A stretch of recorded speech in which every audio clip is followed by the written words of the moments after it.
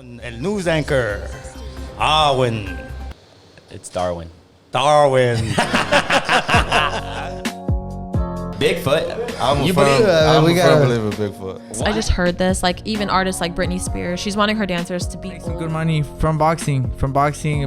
You know, from trying to invest. Wow, they don't care. They'll land on your face. I don't know what the hell you've been A on. lot of athletes have bad gambling problems. Are you serious, bro? Right? Yeah. Stop playing. Traveling faster than the speed of Earth, you actually age differently than when you were on Earth. So, We gonna have to dummy your massage. You niggas ain't about it, that nigga with the cops. And 7 be stepping, he clean the room and use a mop. Gangland West Side. Said, what up? Okay, see? You know, that's Stay single, stupid. Yeah, boy, that's really. Saying, and Drinks then you got coffee out of. the phone cases. Wanted to take the time real quick to thank every single listener, every single viewer. Bro, we been getting a lot of love, bro. What is Gucci, Manucci's? We are live. Welcome to the Half Court Podcast. I am Darwin. I got AV behind the camera, and today we got the return of the man, the myth, the legend, Jorge Dela Tapes. What's up, Welcome, bro? brother. Welcome, man. Thanks for having me. Hey, episode 5, we were back in the garage, you know what I'm saying, and, sitting in the What couch is it now? and shit. 56? 55? This was 57. 57. 57. So, first thing I want to say, bro, is I thank you very much for fucking with the movement, Yeah, for believing sure. in us, and you were the first one that came up with the idea of the sponsor. You was actually our first sponsor, too, so I wanted to just, say, hey, man, I appreciate it. More man. to come, more to come. Yeah, you know what I'm saying? You came up with that idea, and you've been a firm supporter from the get-go, so. Yeah, for sure. And I'm gonna tell them the story, man, of how George gave me the bright idea of coming up with sponsors. We were, as y'all can see, we like to sip. Just a little bit. Yeah, so it was one of those nights where we just linked up, and he was like, what's up with the podcast, this and that? And I was like, man, it's going good, bro, this and that.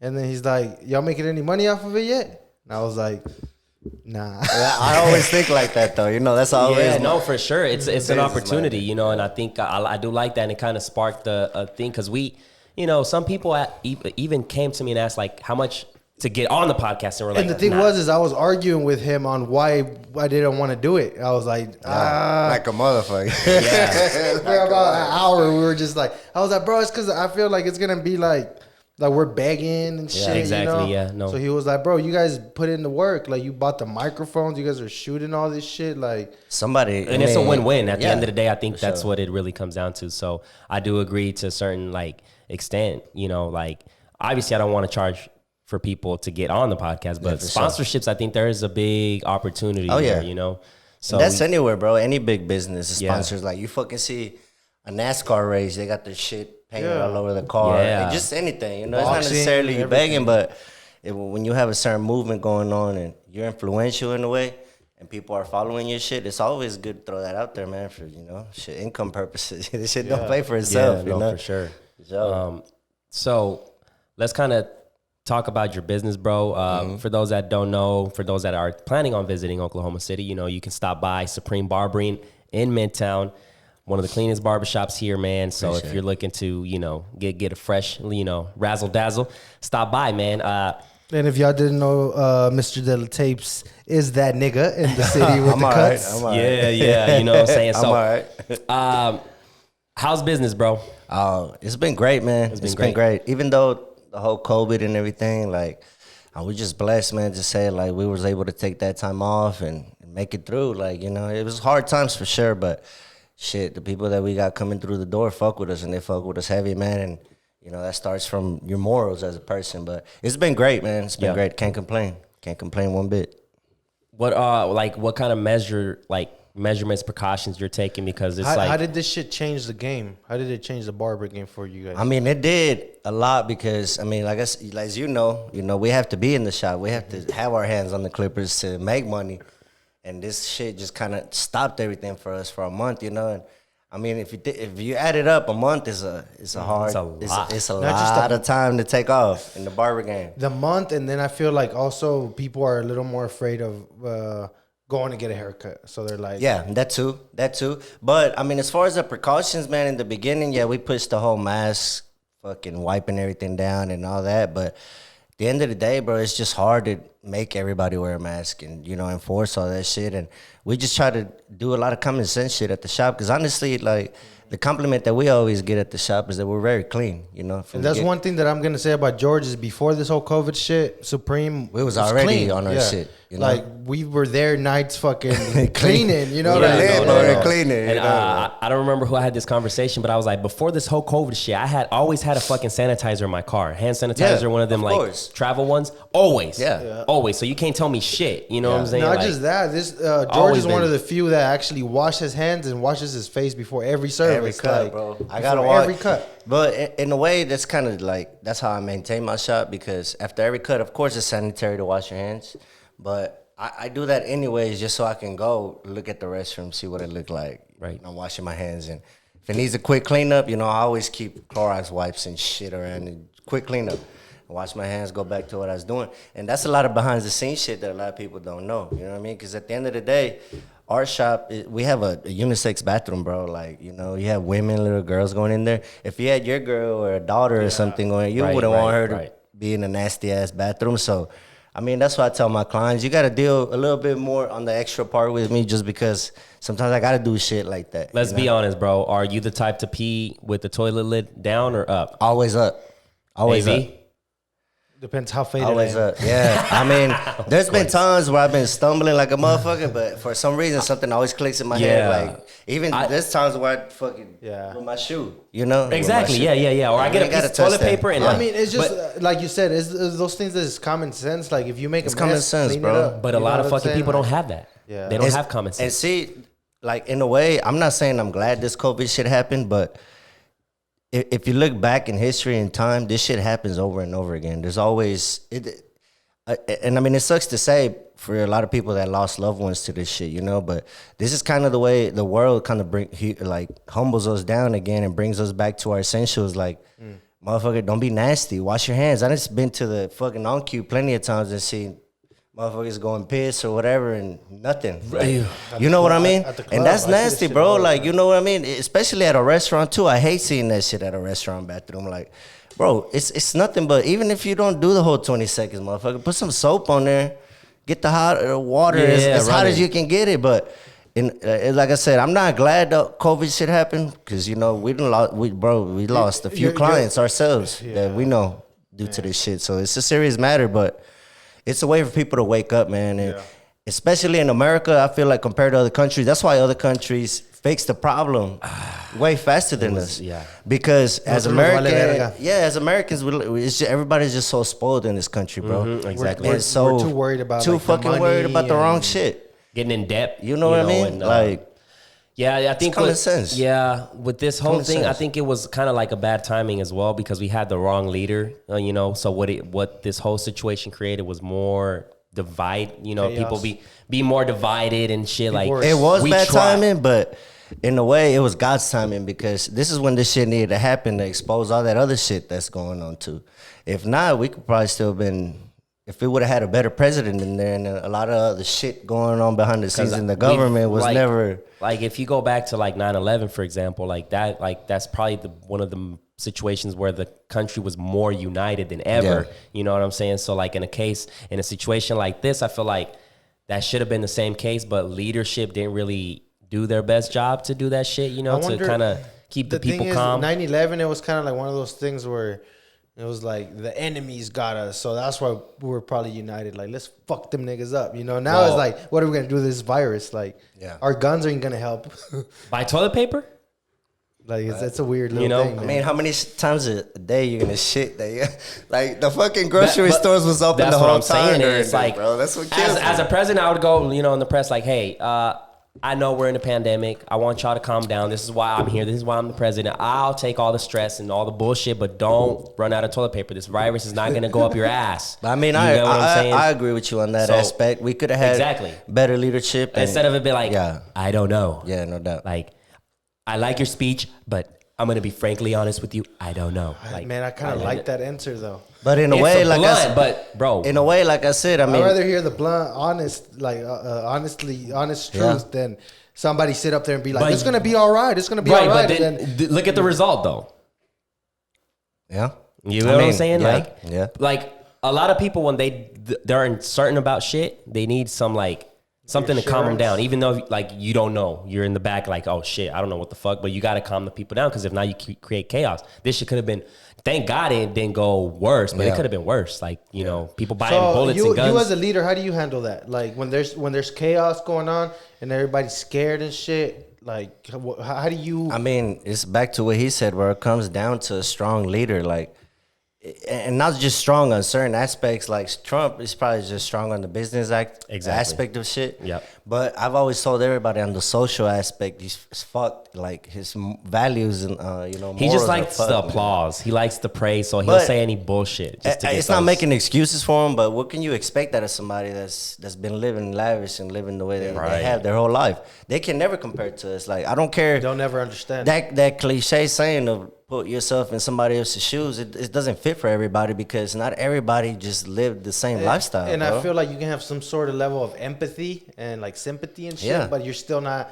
If your mom died or my mom died, like there's no words that I can give you that's gonna make you feel better, and then there's no words that you know, like it's one of those things where it's like because you never like I didn't have that connection that you had with your mom, so I can't tell you, you know, like and I really feel like if we would have had a president that came from the gutter in a way, from the trenches, or not even from the trenches, but in the lower class, you know, middle class family, and you know, at whatever point we was at the coronavirus, if that would have been a person other than like Donald Obama? Trump, maybe like Obama.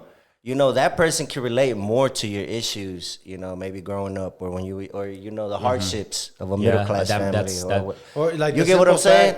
And somebody that fucking goes to Mar-a-Lago for whatever many days and spends the government, they don't care, bro. Like, you know what I'm saying? They don't know how to relate to our everyday life. When he got it, when Donald Trump got the COVID thing, like he was like, oh yeah, I was fine.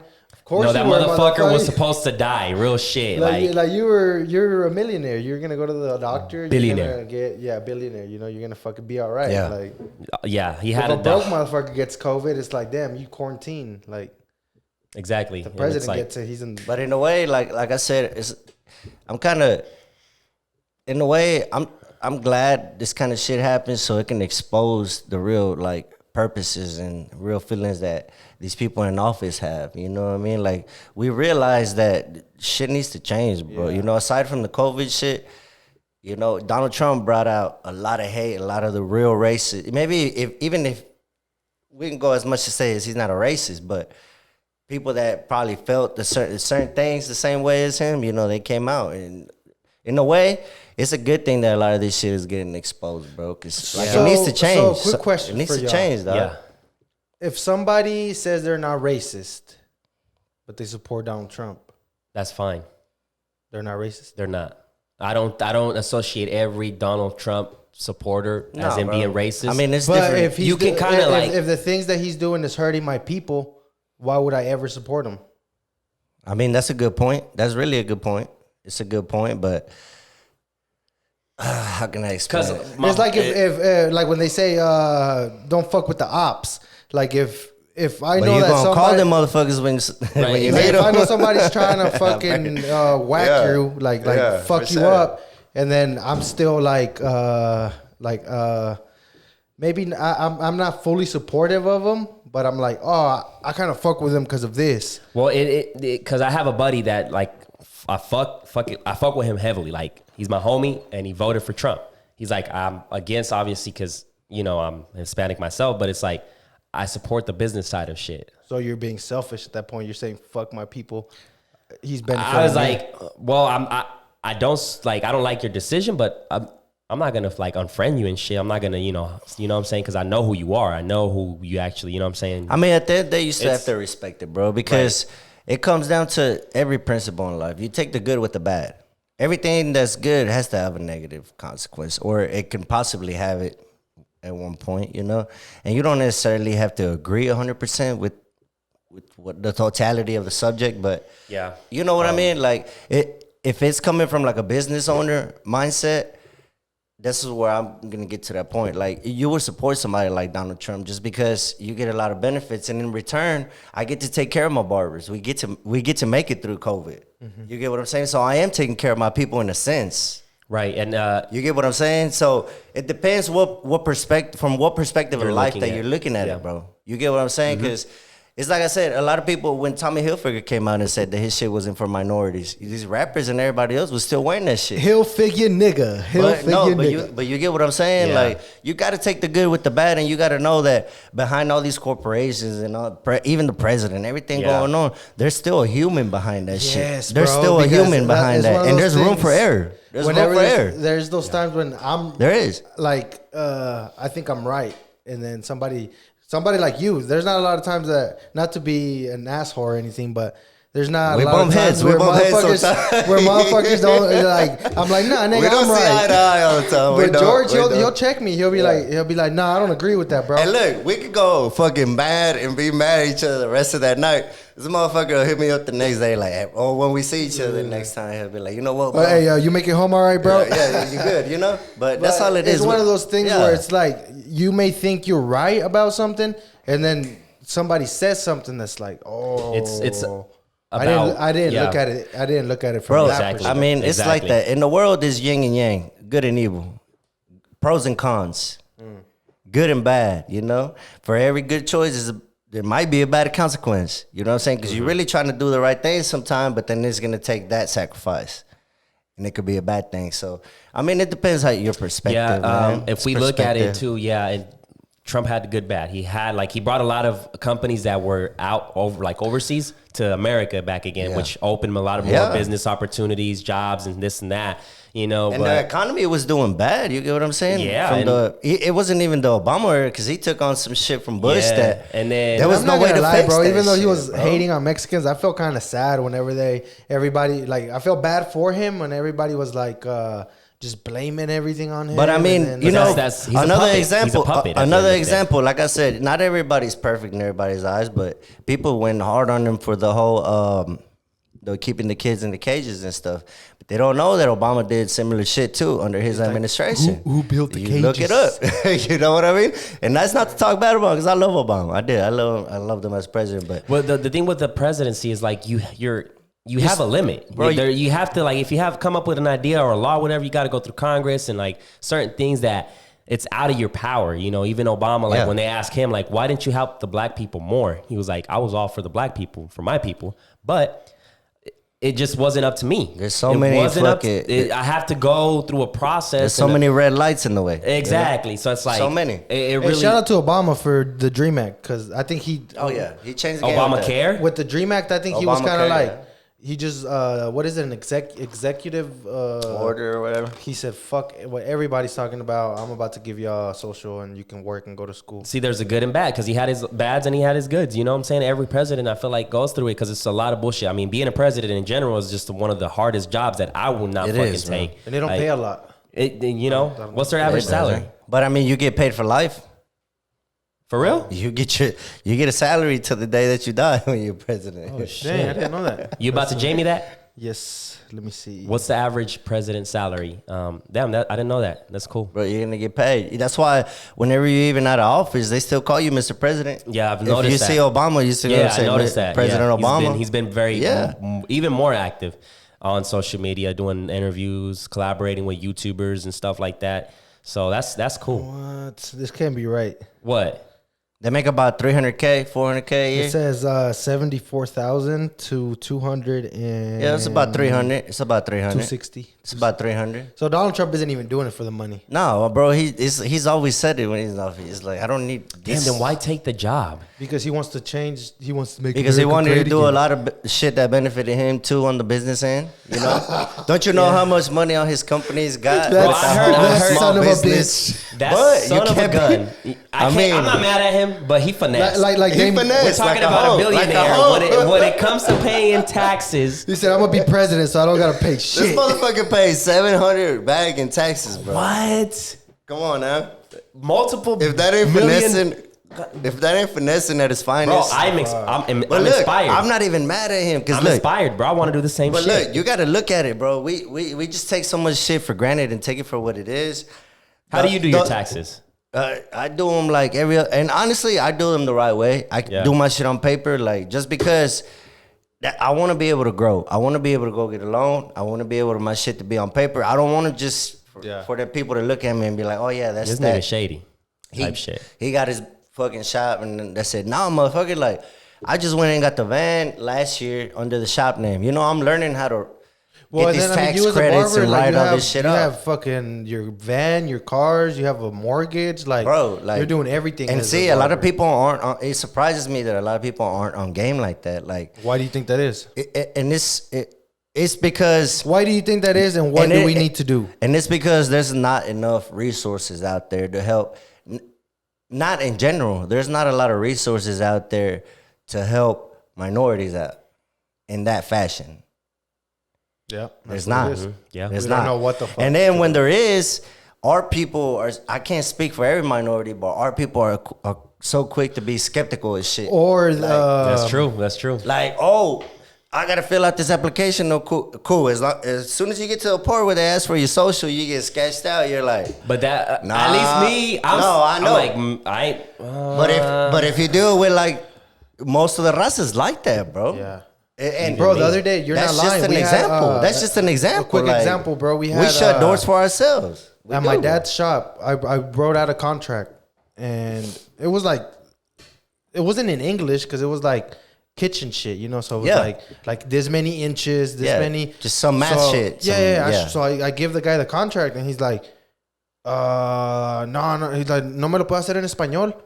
And I'm like, bro, do you know how to measure? Grab a measure. Yeah, bro. So even my dad speaks fucked up English. You know, he's like Mexican, and he's like, he looks at me like, so he starts explaining it to him, like, but he was scared, bro. He was about to not get the kitchen just because he had to fucking sign an agreement. Exactly. You know? So it's because people are not. They're sketched out by forms and applications and anything that has the word government in it. We fucking don't ever open the door for the Census Bureau. You get what I'm saying? Yeah, real shit. So our people, in a way, like, bro, I know probably. So what do you think it is? That's what it comes back to insecurity, bro. Insecurity and because I'm ignorance too. Not ignorance and like your stupid ignorance. Like it's just like we don't know. We don't know, and it makes us uncomfortable to even talk about that. It's because how raza, they go based off of what how do they say in Spanish? Fulano and so-and-so said. Yeah, Mengano in there. You know what I mean? Fulano and Mengano in there said, no, don't you sign for that fucking PPP loan because they telling you it's free, but then you're gonna have to pay all that shit. No, motherfucker, just send in your paperwork and the shit's free. Easy now. Come on, let's calm down. Everybody trying to talk over everybody. No, my bad. No, you good. No, but Mexicans are like that. They'll be like, oh, es que so-and-so dijo esto y dijo el otro. Y'all need to cut that bullshit out and fucking Google some shit. Yeah, do your that's research. What's holding us back. Yeah. Like, we don't want to do research. Follow, like you want to be a sheep because this other person told you this, but it's like, why? And hood niggas do that shit too. I think they're just like, oh, that's why we can't come up on the corporate ladder. You know what I'm saying? Like, I know tons of people that got fucking lawn businesses. There's tons of people that got carpentry. Tons of people that got tile. I cut people from all over tile, wheels and tires and shit. And some people, they grow to a certain level and they get stagnant because, you know, now they got the big ass truck that they wanted. Now they got a nice house, but been doing their taxes wrong this whole time or been getting fucked by somebody, and you don't know who to look to and go get the right application or who to trust. Like, I trust anybody that's like any type of like a bank worker or a government official, because at the end of the day, shit goes south with that. You have to know your rights, and you have to know you can go after these motherfuckers if they fucking you. You get what I'm saying? But sometimes it's about that too. You got to take a risk, bro. Like, and our people are not good at that, you know? They're really not. They grow to a certain, like, we take risks to a certain extent to where we can cover shit, but sometimes I also feel that we're greedy with the plug. So once somebody finds out how to do it the right way, they hold on to it. They're like, or they be trying to make some money off of that shit. You know, like, I'll help you out, but you got to pay me this much to. We're like, instead of helping each other, like, if I got the plug, I'm gonna give it to you and you, so we can all be on. Right. But motherfuckers ain't like that. They're like, I got the plug, I'm gonna protect the plug because you got to come to me. You know, now I got power over you because I got the plug. And that's why, like, I may not be fucking touching many lives or nothing, but just the people, even young barbers, bro. I done had countless of people hit me up on Instagram or through our social sites or even on the phone. They'll call and they'll be like, you got a spot? No, I'm booked up. You know, I'm whatever. I'm full of barbers right now. But I still tell them, shit, if you want to come by, shadow us, come look at our work, come drop off your portfolio, shit, you set you up for the future or something, that's crazy that. But there's a lot of barbers that are going to charge for that game. Yeah. There's a lot of motherfuckers that are going to be like, yeah, if you want to come shadow me and look at me cut all day long, yeah, that's cool, but I need mine. But I don't get nothing out of it. That's the way I see it. I think what goes around comes around. So if I give somebody, advice, I know eventually I'm gonna, you're gonna need that help from somebody else that's on the upper ladder than you. And that's gonna help you come up. Yeah, it always comes around. And that's how it goes, bro. Shout out to Mr. Dela Tapes because he took Danny and me and fucking gave us all the game, bro. Not even that. There's been times I've been in the shop, it been fucked up, bro. Like somebody needs help, and I don't even work at Fading Up, but a lot of times I'll be there fucked up, and I take time like, all right, come here, motherfucker. Give me those clippers, let me show you. Because I can show you better than I can tell you, but if somebody that don't give a fuck, I could be looking at it like, this ain't my shop and you ain't my barber, so what the fuck do I get out of this shit? Niggas. You know what I mean? But I don't do that just because, shit, whatever knowledge I done gained over time, it's been through other people and people influential to me. And I just picked up my styles and put it together from bits and pieces from a lot of barbers that I looked up to. And it's not even Instagram barbers, bro. It's just old school barbers. You get what I'm saying? You, seeing y'all has elevated my game a lot, bro. Just being around y'all for a year or so, actual. That's why I tell people, if you want to be a barber, fucking get in there. Go fucking, what happened? Go become friends with fucking Roy and George and, get in the circle. But I feel like a lot of times people are hesitant and scared. But you can never be that, bro. I learned, because I was like that in the beginning, even when I was doing landscaping. I used to get my ass worked and fucking talk shit, everything you can think of made me feel like dirt. But I realized that my cousins were the foremans there, and I realized that the reason they were doing that is to make me better, bro. But nowadays, people don't learn that way. They don't. So I don't try to be that way just because you got to understand it's a different time. It's a different shit going on right now. Everybody's sensitive. Niggas is pussy. No. I'm not gonna go as far to say that, but there's some sensitive people out here. They just talk themselves out of it, Well, you know what? I love those sensitive people too. Just I love you motherfuckers. And I'm gonna have the most patience just because nobody had patience with me. And the best way I can explain it, even in the barber game, for example, I get mad when a lot of the OG barbers, they start down talking to youngsters that are coming up and maybe even doing more in the game than they were in the first or second year, third year, whatever. But to me, it's funny and it's like, bro, goofy. How can you be mad, bro, when the only reason you was going so hard and doing what you did was to make the industry better and, of course, make your life better at the time. So we can't, it's like having kids. The purpose of every generation in a family is to make it better for the next generation, right? If not, you got to. So if I see my son now, and when my son gets older, he's able to go to fucking private school. I don't know what I'm gonna be able to do for him just yet. But you get what I'm saying? The fact that he didn't live through the shit that I lived through is not gonna be a reason for me to hate him. Exactly. It's gonna be a reason for me to be like, damn, I already got to this point, motherfucker. Now you put the family even more on to where your kids, they're going to be born with money. Dame Dash said that's it best. That's how you got to think. I hustle for my last name, not my first name. Yeah, it's a lot of people just like to talk themselves out of shit. They try to not do it because they're always worried about what the people are going to say or whatever, I had somebody say they weren't promoting their shit too much because they didn't want people to get tired of their shit and delete them and whatever. That's the wrong idea. So I'm like, fuck that. I was like, fuck that. I was like, just Get on promote these the shit. motherfuckers' nerves. Exactly. Like, yes. If you don't like what I'm posting, you got the delete button. Cause it's You know, like you got that the delete song. button. It's like that song that we all don't like, but you hear it on the radio 100 times a day. Exactly. Next thing you know, you're gonna catch yourself You're gonna be mumbling like, that mode. No, yeah, exactly. You're Like, gonna catch yourself you know, mumbling that song, just even though if you hate it so much, it's just fucking instilled in your brain. Yeah, exactly. You got two options, you know? Gucci gang, Gucci gang, Gucci gang. Yeah, you got two options.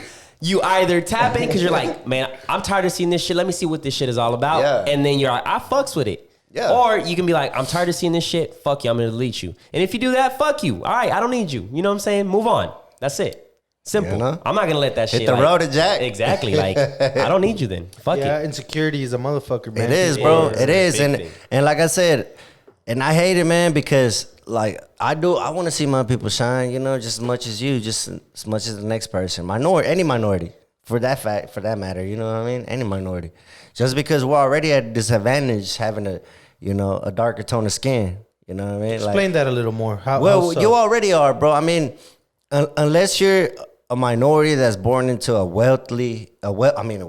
fucking wealthy or rich, American family. I mean, it's either gonna be really hard for you to come up, or it's gonna be easy because of the way you connect yourself and network yourself through your life.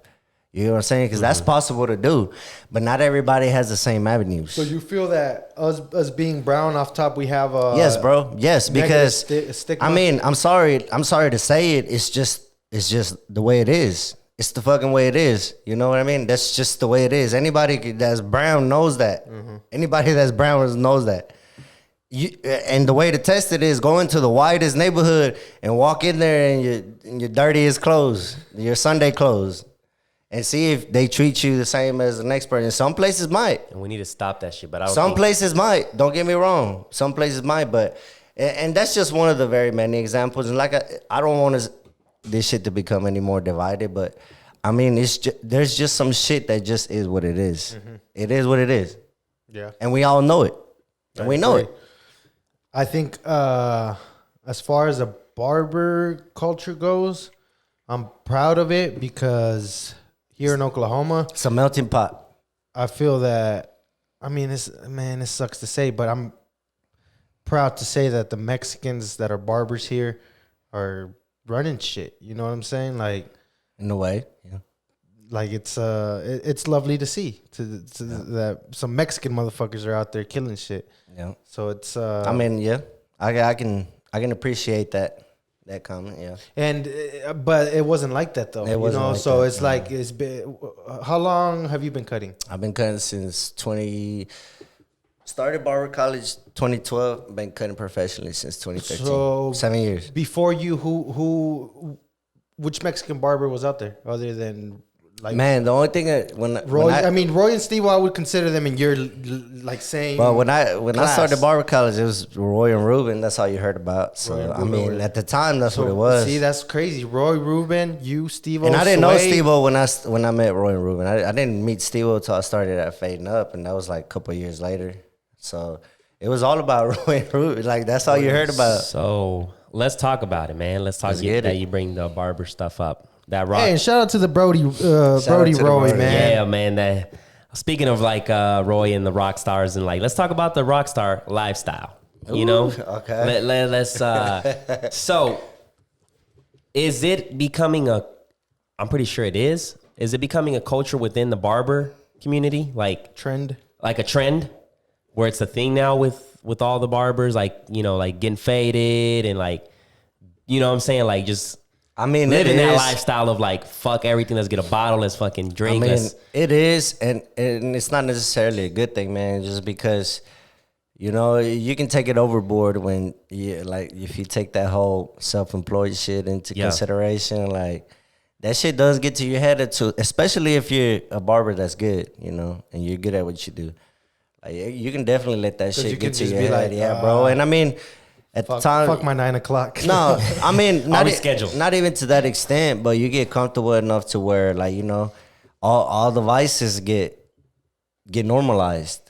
Like, yes, bro. You get what I'm saying? Like you can smoke anytime you want to smoke because your clients are gonna give you some shit. You can drink whenever you want to drink because your clients are probably more likely Christmas time gonna show up with a bottle, or for their birthday, or for such and such. And it becomes one of those things where people want to do that with yeah, you. and it becomes There'll where, be days where I really don't want to drink, but people come in and they're like, here, bro, take a shot with me. It's like a DJ or something. It's but like, in a way, like we ourselves, we can get so comfortable to a point where it will affect our everyday lives, and it will affect relationships with other people, you know. And like I was telling you when we was talking on Messenger, I said, I could have came before, but I was going through my little dark times and shit. Not necessarily anything life threatening, but right. No, we can all get into phases of our lives where we become redundant on certain shit, and it just becomes a vice that. I mean, you seen it, bro. I had to get away from everything. Yeah, like sometimes it just becomes something that is hard to let go, and you don't realize it until it starts affecting other people around you. Yeah, you get what I'm saying, and that's when it's got to click to you and be like. And I'm not gonna say I'm all the way there, but I mean, because I got used to fucking drinking and all this shit too. And don't get me wrong, but I've never done it with intent to hurt anybody or didn't know fuck shit, but. But that's like you go into the mentality that maybe today you're not going to drink, drink, and you get into that dark the space. thing is, bro, is that it's one of those things to where like we start sipping and then we start talking about some shit that's, at least when we hang out, we're sipping, but we're talking about business, and we're not just sitting talking about that's random you. shit. That's you two. Yeah. So it's like it almost feels like he said, you're not doing anything wrong. Like, you know what I'm saying? Like, but if you're doing that shit Tuesday, Wednesday, Thursday, Friday, that's when it's like damn, we've been talking about business too long. I mean, don't get me wrong, it's a good feeling being self-employed and doing what you want to do, and it kind of rubs off. It goes back to the good and bad. There's a good and bad, like I said, and that's like the main principle in life. That's why you can go to any religion across the board, anything, they all believe in that. The Buddhists, yin and yang, you know what I mean? It's any religion. You go with the Mexicanos, there's the Santa Muerte, there's the good saints, like. That's across the board because it's a universal feeling, bro. You gotta know that with any good, there's bad. With any bad, there's good. That's how life is balanced. That's what life is. That's how it's balanced, But, I mean, that's the only thing that I kind of hate about the lifestyle that we live, because it's a lifestyle. Because once you do something that involves more than 80% of your time on the daily, it's a lifestyle, Yeah. And a lot of times we spend more time with the barbers or, our barber family.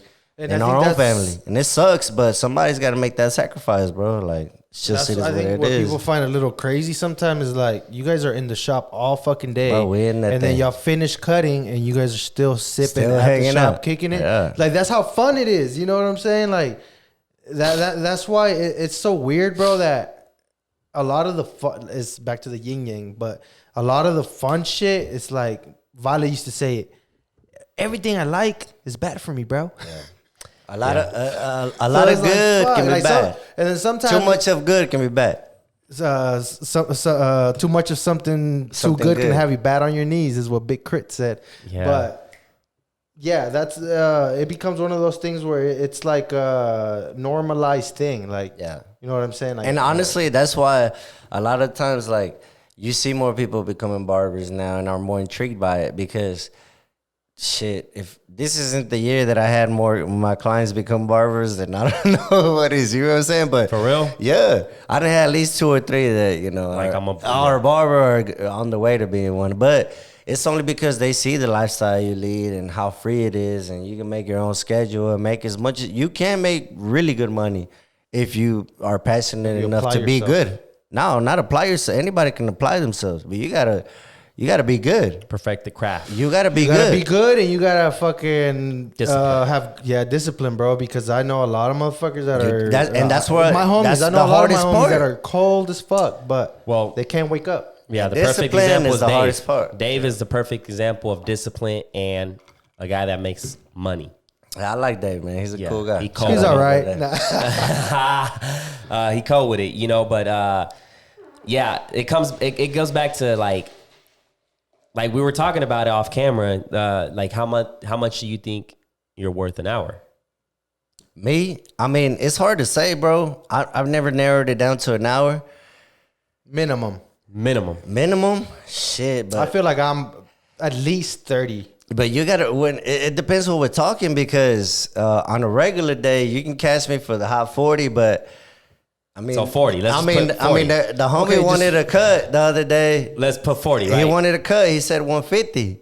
So I did that 150, and no, but Let's the say thing 50. is, Let's say 50. but the thing is with me, I could tell you, bro. A lot of my clients can tell you the same thing. Is I can't remember the last time I just charged somebody or told somebody a price. But see, the thing with George is Can't remember that. If anything, Unless it's somebody new. I know this fool. So if anytime he wastes, You don't know him because you didn't. if he wastes know about any his time, tattoos. it's gonna be after work. Like during work, he's not gonna answer no fucking text messages or Oh, yeah, I'm he's going cutting. hard, You dog. know, But that's what we were talking about too. Like, what do you do on your spare time? You know.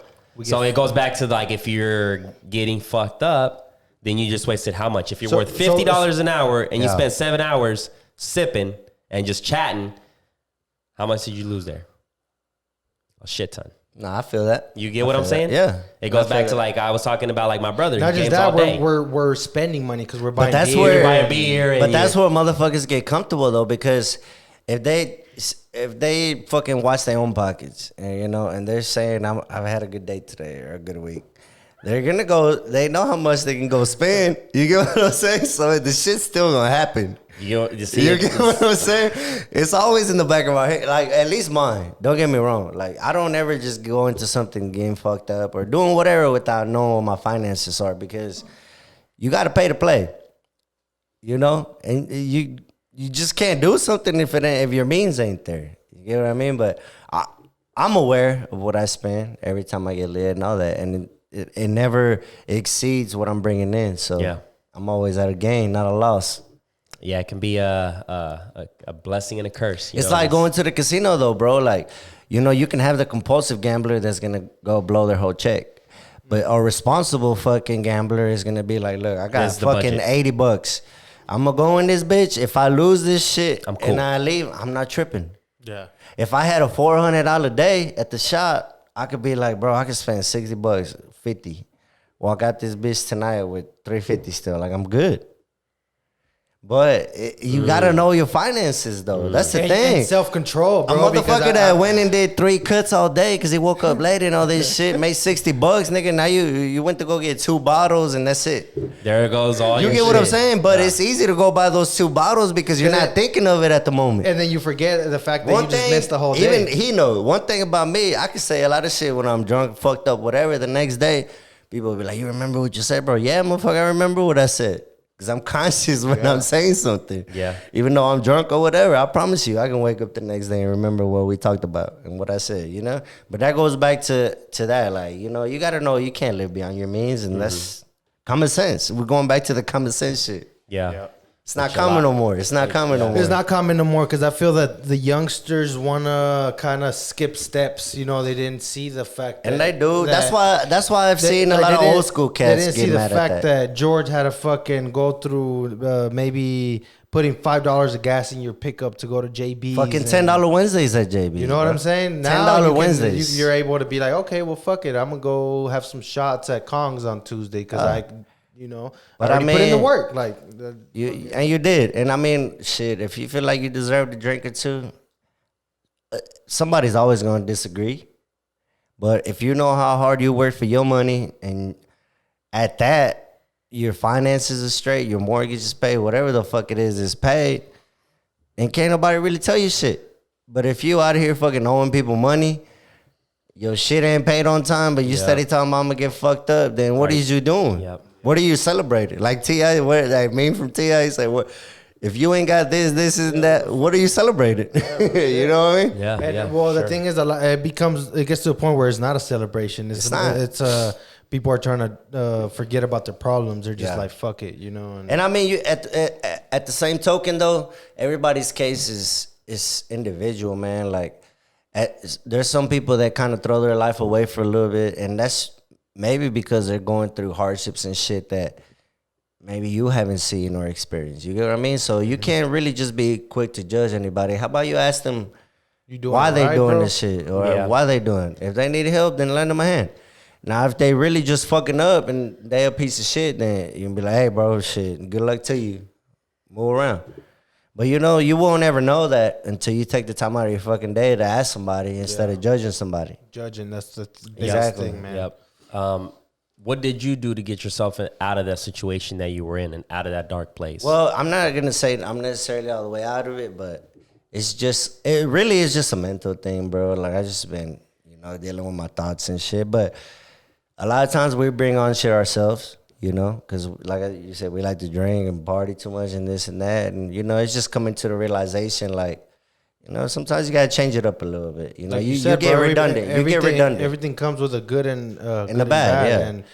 And it's weird, bro, because it, like you said, it comes redundant. Like the first few times you do it, it's like, this shit was fun.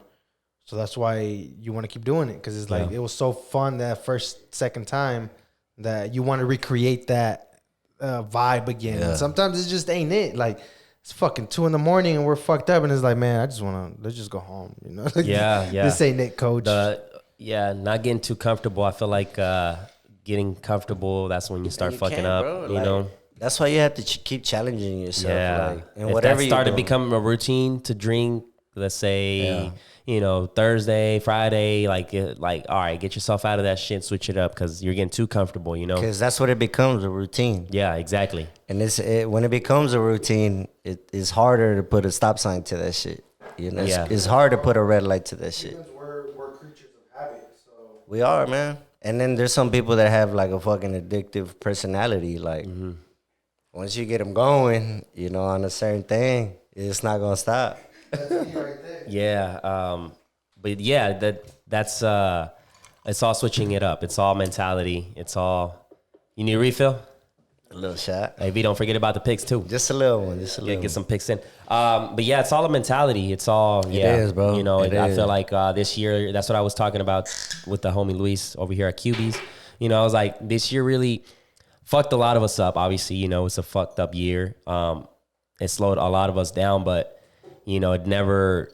it just slowed us down. At least it didn't stop the hustle. It just slowed it a little bit. Yeah. It brought a lot of uncertainty. Like you're kind of like, fuck, I don't know what to do. You know what I'm saying? That's why I was asking you as a barbershop owner, how are you able to like keep your barbers calm and like.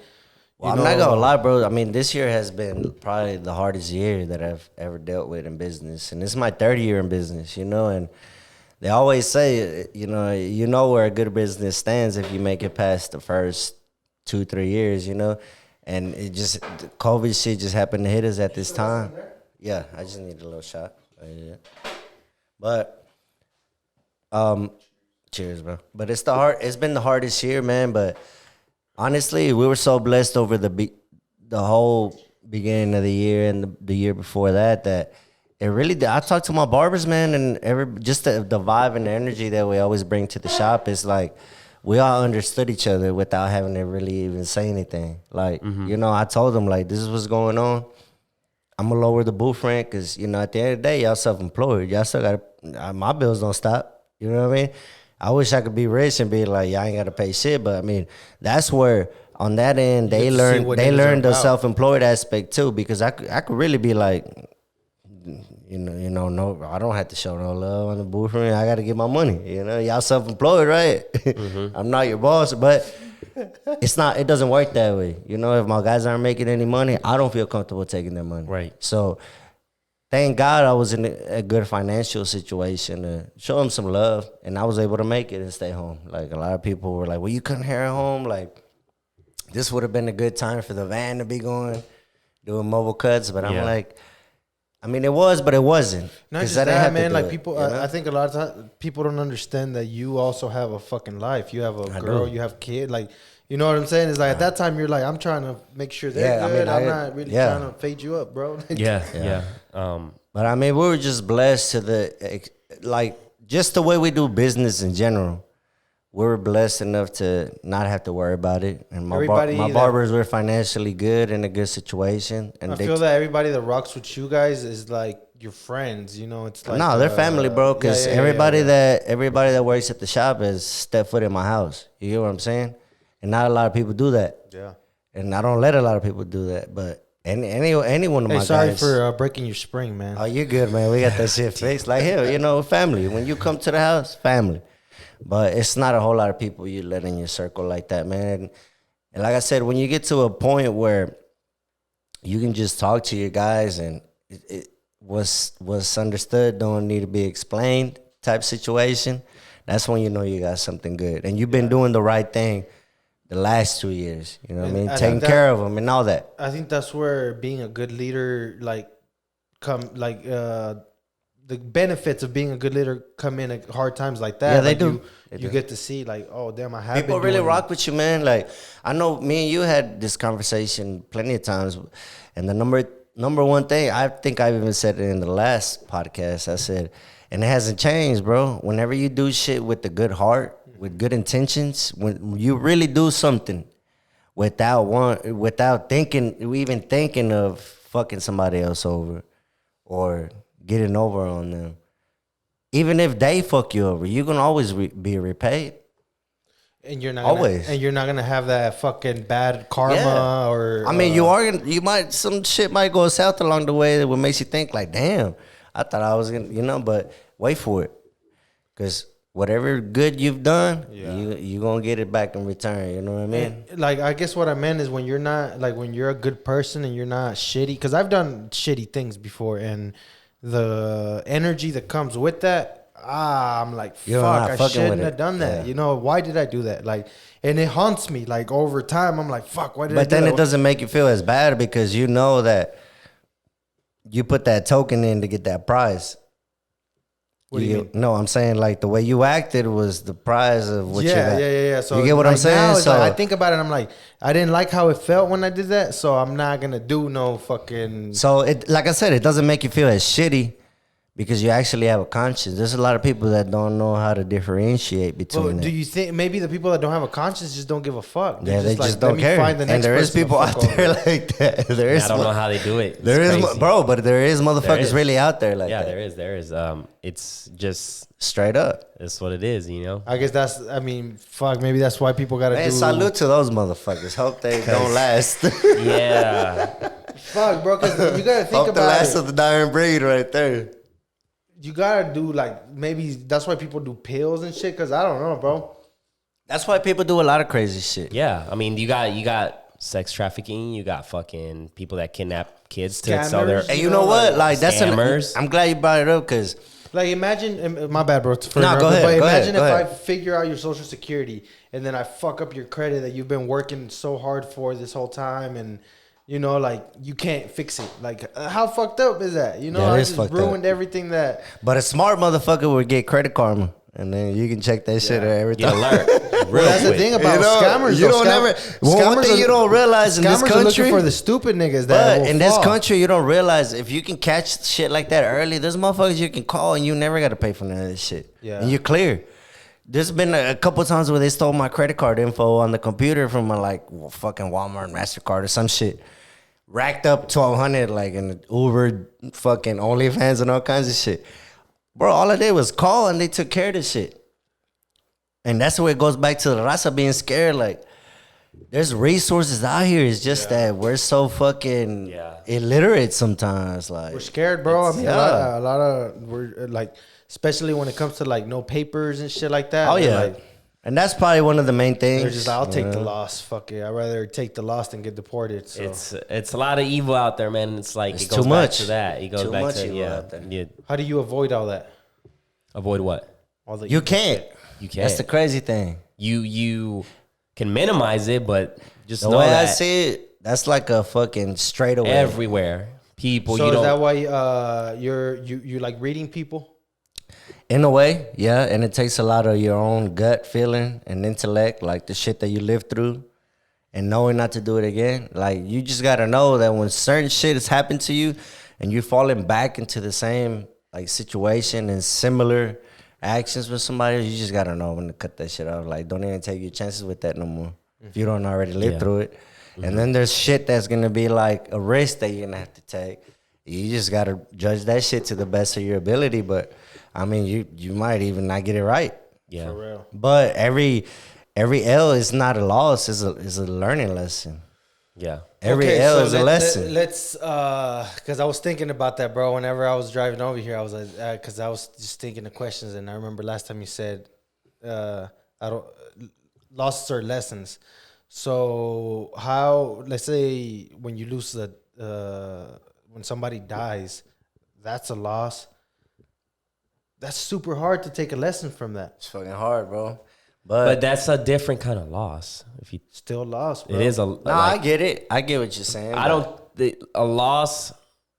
That's a big loss, bro.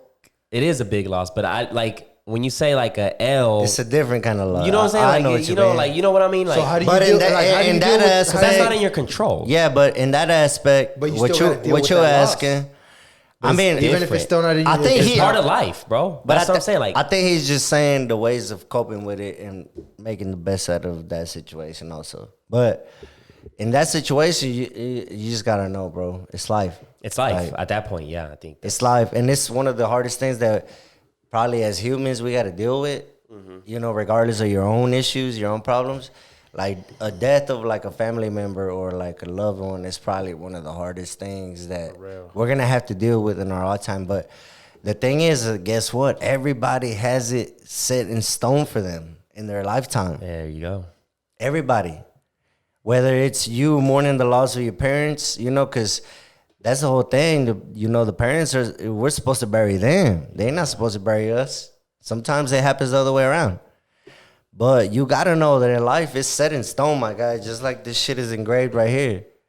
It's like that. It's gonna happen at one point, and you gotta know how to I forgot who's deal with that shit and You push on. You can't be afraid. You can't be afraid. You just You gotta can't. like, all right. I'm not gonna lie. That's one of my biggest fears, That's- bro. I'm is pretty sure losing, it's- like people close to me, like that shit. It's gonna Everybody's happen, though. fear. It's I'll like get fucking sucked out. You know, you can do whatever, but fuck, like just knowing that.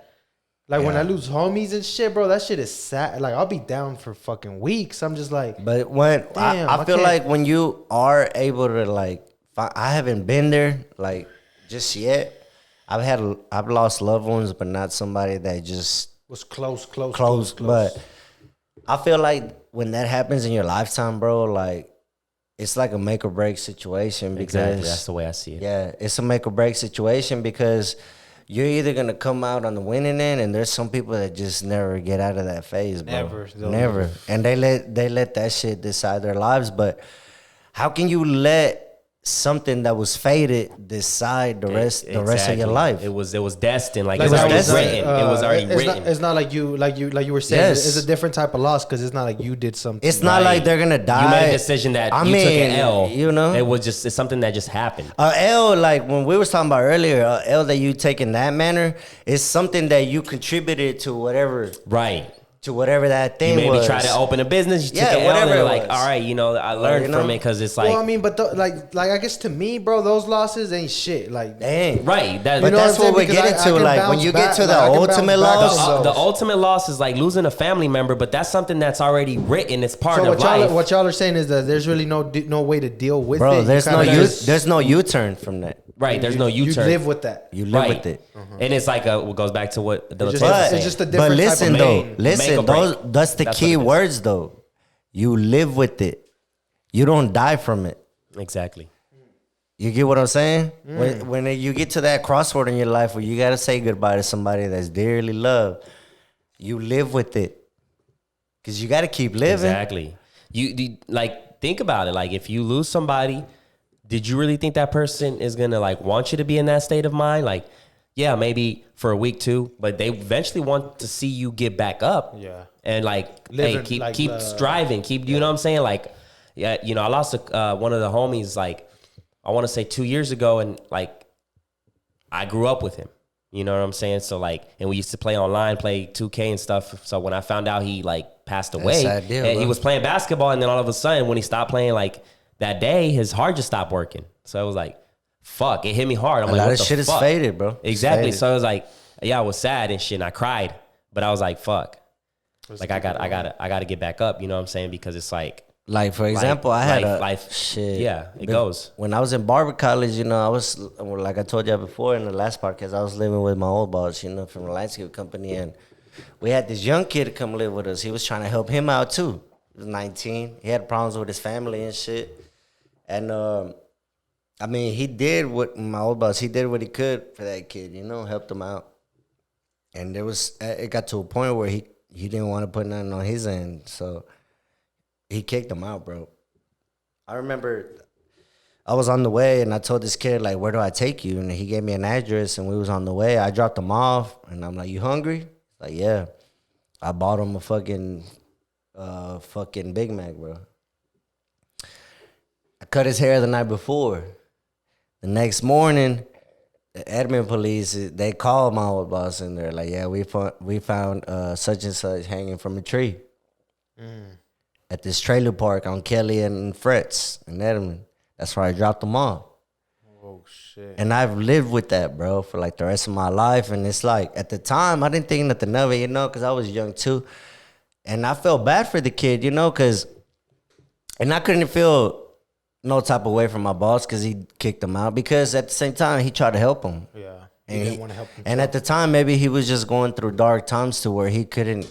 All he had asked him was to like go to work and help out and, you know, do shit like that around the house. But he didn't have it in him. Maybe because he was dealing with all the extra shit. But the fact that my boss kicked him out, it wasn't his fault because he didn't know this kid was dealing through. He already went out of his way by letting him stay at the house. And life is so crazy that it keeps bringing people back into my life. I had met him before already. I already knew him. And he came and stayed with us. And I was like, oh, shit, bro. Like, I ain't seen you in a long time. Like, I knew the kid. And he gave me that address, bro. I remember it. Those fucking trailer park homes on Fred's and by Kelly in Edmond. He told me to drop him off there. I guess that was his old boss's house. And nobody ever came home, bro. Like, 2, 3 in the morning, he hung himself. They found him the next day. And the fucking greatest grievance that I've had in my life is like, fuck, bro. Like I cut him up like the night before. Yeah. I cut his hair in the garage. We were chopping it up. I'm like, what are you gonna do, bro? Like, he's like, nah, I'm just trying to better myself, get out. You know. Did you never imagine that suicide was never. Like, you know? I gave him my duffel bag. I said, because he got kicked out. Gave him my duffel bag. He packed his shit in it. And on the way, I'm like, you hungry? He's like, yeah, bro. I'm like, what you want to eat? He said, McDonald's. Stop at McDonald's. Got him a little Big Mac. Man. That's why you got to be every night. It doesn't feel. But you know what? Like, I don't feel as bad because that person left this earth knowing that somebody showed love. Yeah. At the end. It don't matter what dimension or what life he's in. Yeah, and there's certain times when like it's hard, bro. As much as you want to help, like you want to. It's like fuck, bro. But don't you know how much that fucked me up? Knowing that, like, if at the time I had a place to live, I could have been like, bro, don't trip. You can stay with me. Yeah. But I was out of resources. Yeah. I was staying with the same person he used. Yeah, so it's like, fuck, I can't even help you if I wanted to, bro. But I did what I could. Yeah. I bought you your last meal, whatever. Give you life right. Shit. But to me, like you say, you got to live with it. Mm-hmm. You got to and to me, even though he wasn't an immediate family member, that's been one of the toughest losses that I had to deal with, just because you felt like you could have maybe done something about it. And you've experienced this person. You had your last conversation with this person. Yeah. Before they did what they did. Yeah. And that's the saddest feeling, but it taught me a lot about life too. Like, yeah, I feel like with that type of shit, bro, it's like, I mean, we've been, after a long day of work, you come in, we're chilling, and you see that one of us is going through some shit. You'll take us to the back. I always ask. You'll take us to the back and you'll be like, bro, like, you got something going on? Like, I always ask. You got to talk to me, bro. And sometimes we do, sometimes we're like, damn, bro, this and that. But this fool, now I understand why you do that. Because, because, like I said, I don't know why I always have that feeling in me. Like, there's just times where somebody just wants to know that somebody gives a fuck. Yeah, bro. And that's it. If you've ever been in a dark place, you know what it feels like to be just like empty and I've been there myself. That's why I ask questions and ask people how they doing. Yeah. Because a lot of the times you hear about your friends going through similar shit. Sometimes that's all you need is somebody to be like, you all right, bro? Like, exactly. And I'll be that. I'll be the random motherfucker to hit you and be like, bro, you know? At the end of the day, it's like I'm always thankful every night. Is like I thank God for like having my people, bro. Like they're healthy, they live to see another day. And that's like the ultimate, like, appreciation is just like we made it another day. My people made it another day. So it's like just we have it written. So it's just like live your life and enjoy it to the fullest, man. Maximize on time. That's the way I see shit. An interesting thing I heard is like when you're born, there's a date and then there's a dash in the middle. and then there's the day that you die. So that dash in the middle basically is everything you did. So that's what people are gonna remember, like the dash in the middle. I don't want to interrupt, but I gotta take a bathroom break. Is that possible? Yeah. Is that possible? Yeah. Go ahead. Little intermission. Yeah. Me and AV will chop it up while first one to use the bathroom mid podcast. Hey, good thing we got a bathroom now. I know. You know, you don't got to go outside and stuff, but I guess we'll take the time, you know, while because there's a question I want to ask. Now we're going back to the life thing, but I want Dela Tapes to be here. Thank everybody once again, man. They're showing love to the music video. We know we dropped an HCP freestyle on the podcast channel. So if you're listening to this on Apple, Spotify, go ahead and check it out. It's some fire stuff. That was just a little Christmas gift from the Empower family. Yeah, man. We got a lot of projects coming up, a lot of things planned out. But once again, thanks to everybody that shared, that tapped in, that gave it a listen, that's fucking with it, and made me want to be an actual artist. You know what I'm saying? Like, goddamn. Shout out to everybody that made the project happen. So Danny Real from Rancho shit. Village, Yep, everybody. Southwest Bike Life, the Bike Boys, the youngsters. Yeah, the youngsters, man. In the intro, they came through. They came through. Everybody, man. AV behind the camera, you know what I'm saying? We really executed, and the result came out amazing. I think it shocked a lot of people because they weren't expecting it. And I feel like that project right there is an example of if you want to do something, just do it. You know, like Darwin wasn't necessarily a rapper, but he said, I want to write a fucking rap song. He did it, and then he shot a music video. Exactly. Like, just do it. That's how shit came about. It's just like, I was like, I want to be. Let me bring the Sprite. I want to be. I'm always behind the camera doing these music videos. I want to be in front of it. And it was always on my list. You know, it was always on my list. Yeah. And we did it. So, like, if you want to do something, do it. Don't let nobody tell you shit. You know what I'm saying? Got to. You know, there's this like, we're just telling people about the whole situation. But I got a question here that I wanted to ask now that we're talking about life and people taking, you know, and I want AV to be in here too because I think this is going to be an interesting one, man. And once again, shout out to everybody tapping in. Shout out to everybody supporting the podcast. Sorry for the break, man. Now you good. We were having some great conversation. It gave us a good time to thank everybody, you know, that's been tapping in and stuff. You know, very, very. We appreciate them, man. We appreciate them. But honestly, bro, like this, I feel really good being here today. Like I feel like it was time, bro. It was like, time. But I feel like really the shit that we're talking about, somebody need to hear a little bit. Yeah, for sure. And it's like somebody's gonna get something out of this. Exactly. Because even like episode 5, where you came in and like you gave us some game, and so it's like now it's been a year. It's been a journey, huh? So it's like it's a year. Hey, but I love what you guys have done, though, bro. You guys have came a long way. Yeah, bro. A long way. It's amazing. And it goes back to telling people, like, people may not like the shit you do. For example, like an artist, I may not like their music, but if they're working constantly, I respect that. I'm gonna support that. You know, I may not like the music because it's not my kind of style. You get what I'm saying? Like, just to give you an example. An example for that is J Balvin, bro. Like, you don't like his music.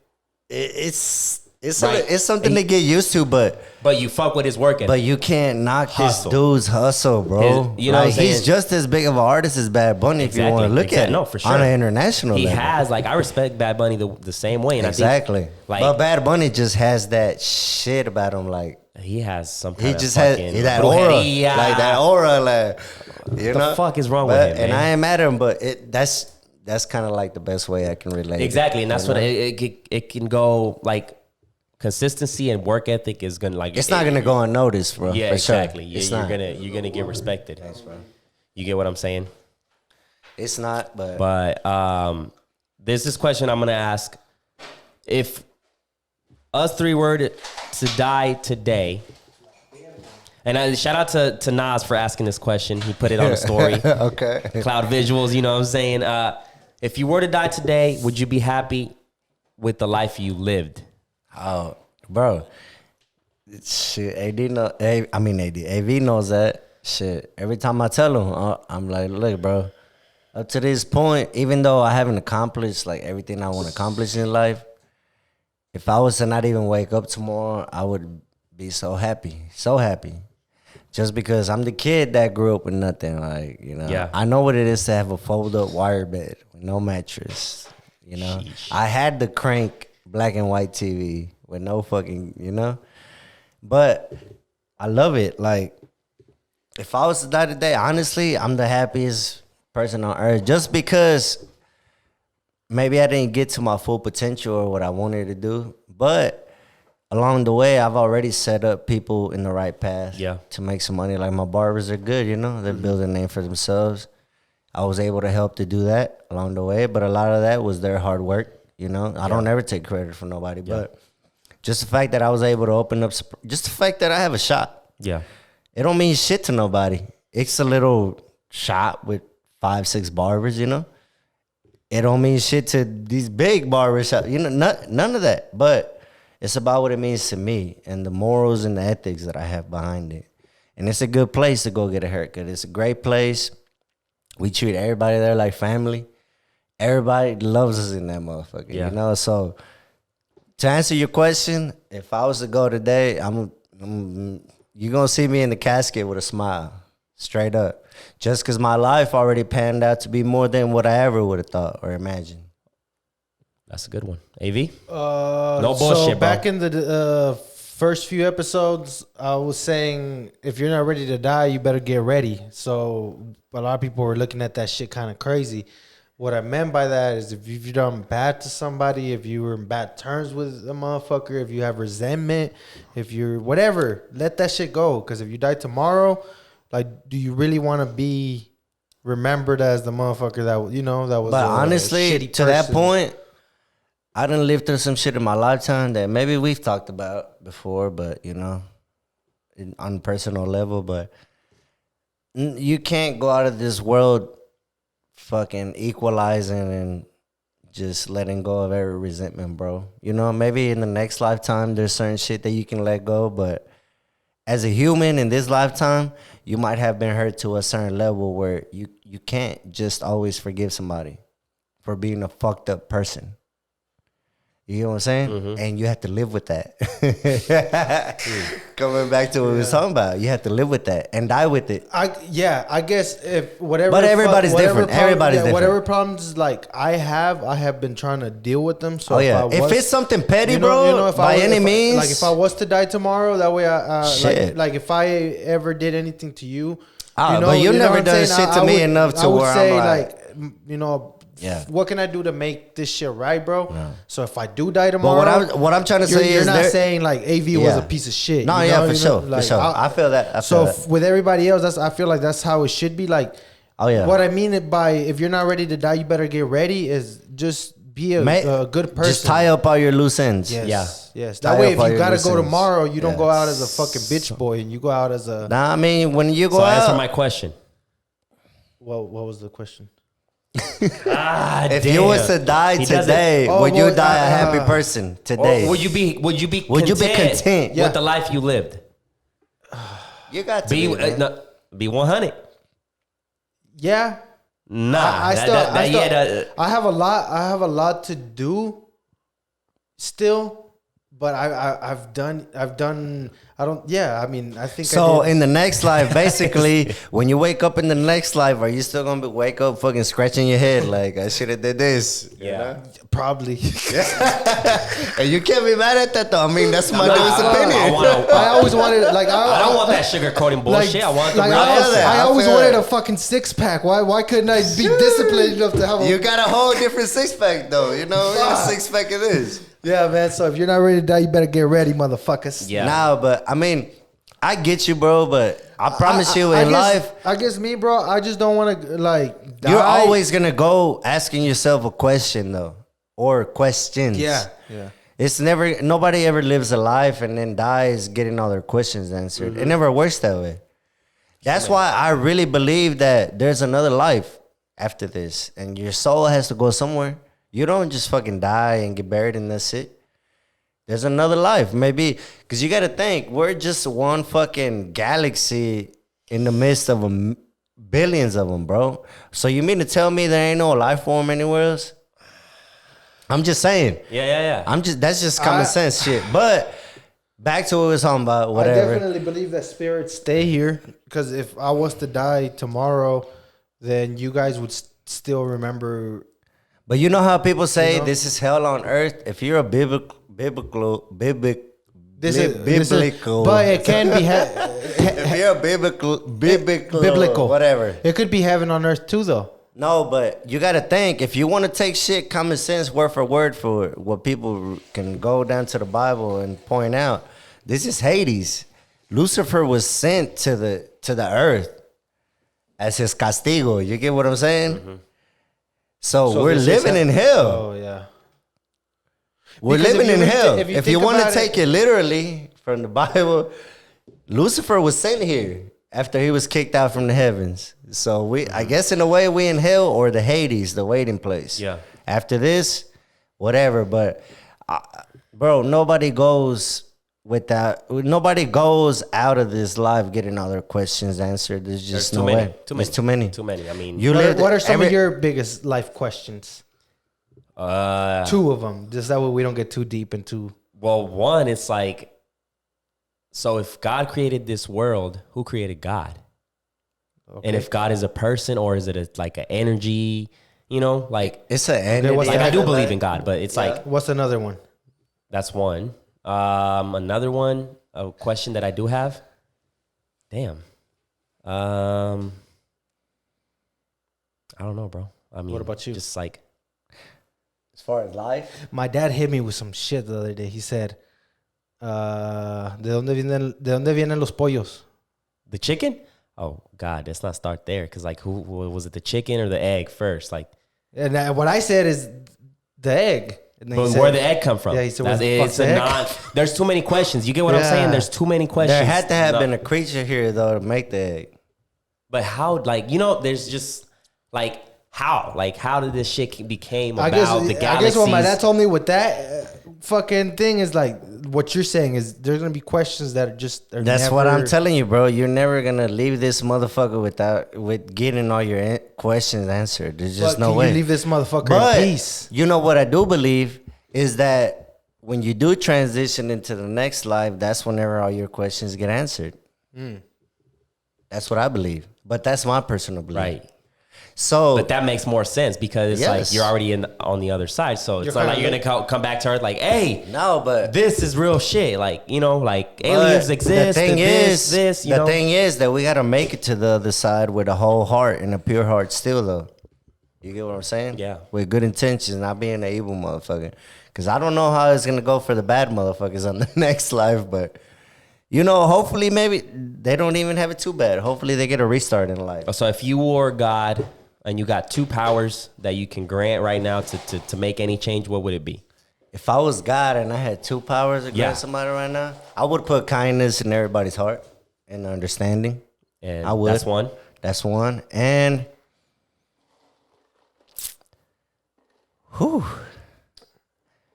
I think that I would make the world a truly, like, purely equal world. Like, everybody has the same ration of food. Yeah. Okay. Everybody Everybody has the right to a shelter. And world hunger. Everybody has the right to eat, have a place to shelter, and be clothed. Mm-hmm. Yeah. That's what I would do. And then if you want any extra shit, then you gotta. Then that's a merit thing. You gotta do that shit on your. No, but I've always been a fan of rewarding merit. Like, if you've got a certain talent and you're really good at something, the motherfucker be rewarded for it. That's your gift. That's your dawn. Do it to the fullest extent. Don't take it as a joke. Be rewarded for it. And you do it with a pure heart, like I've been saying, with the good intentions, you always will be rewarded for it. Yeah. Even if you don't see it instantaneously, even if you don't see it in the first 3 to 5 years, but in the 6th year, guess what?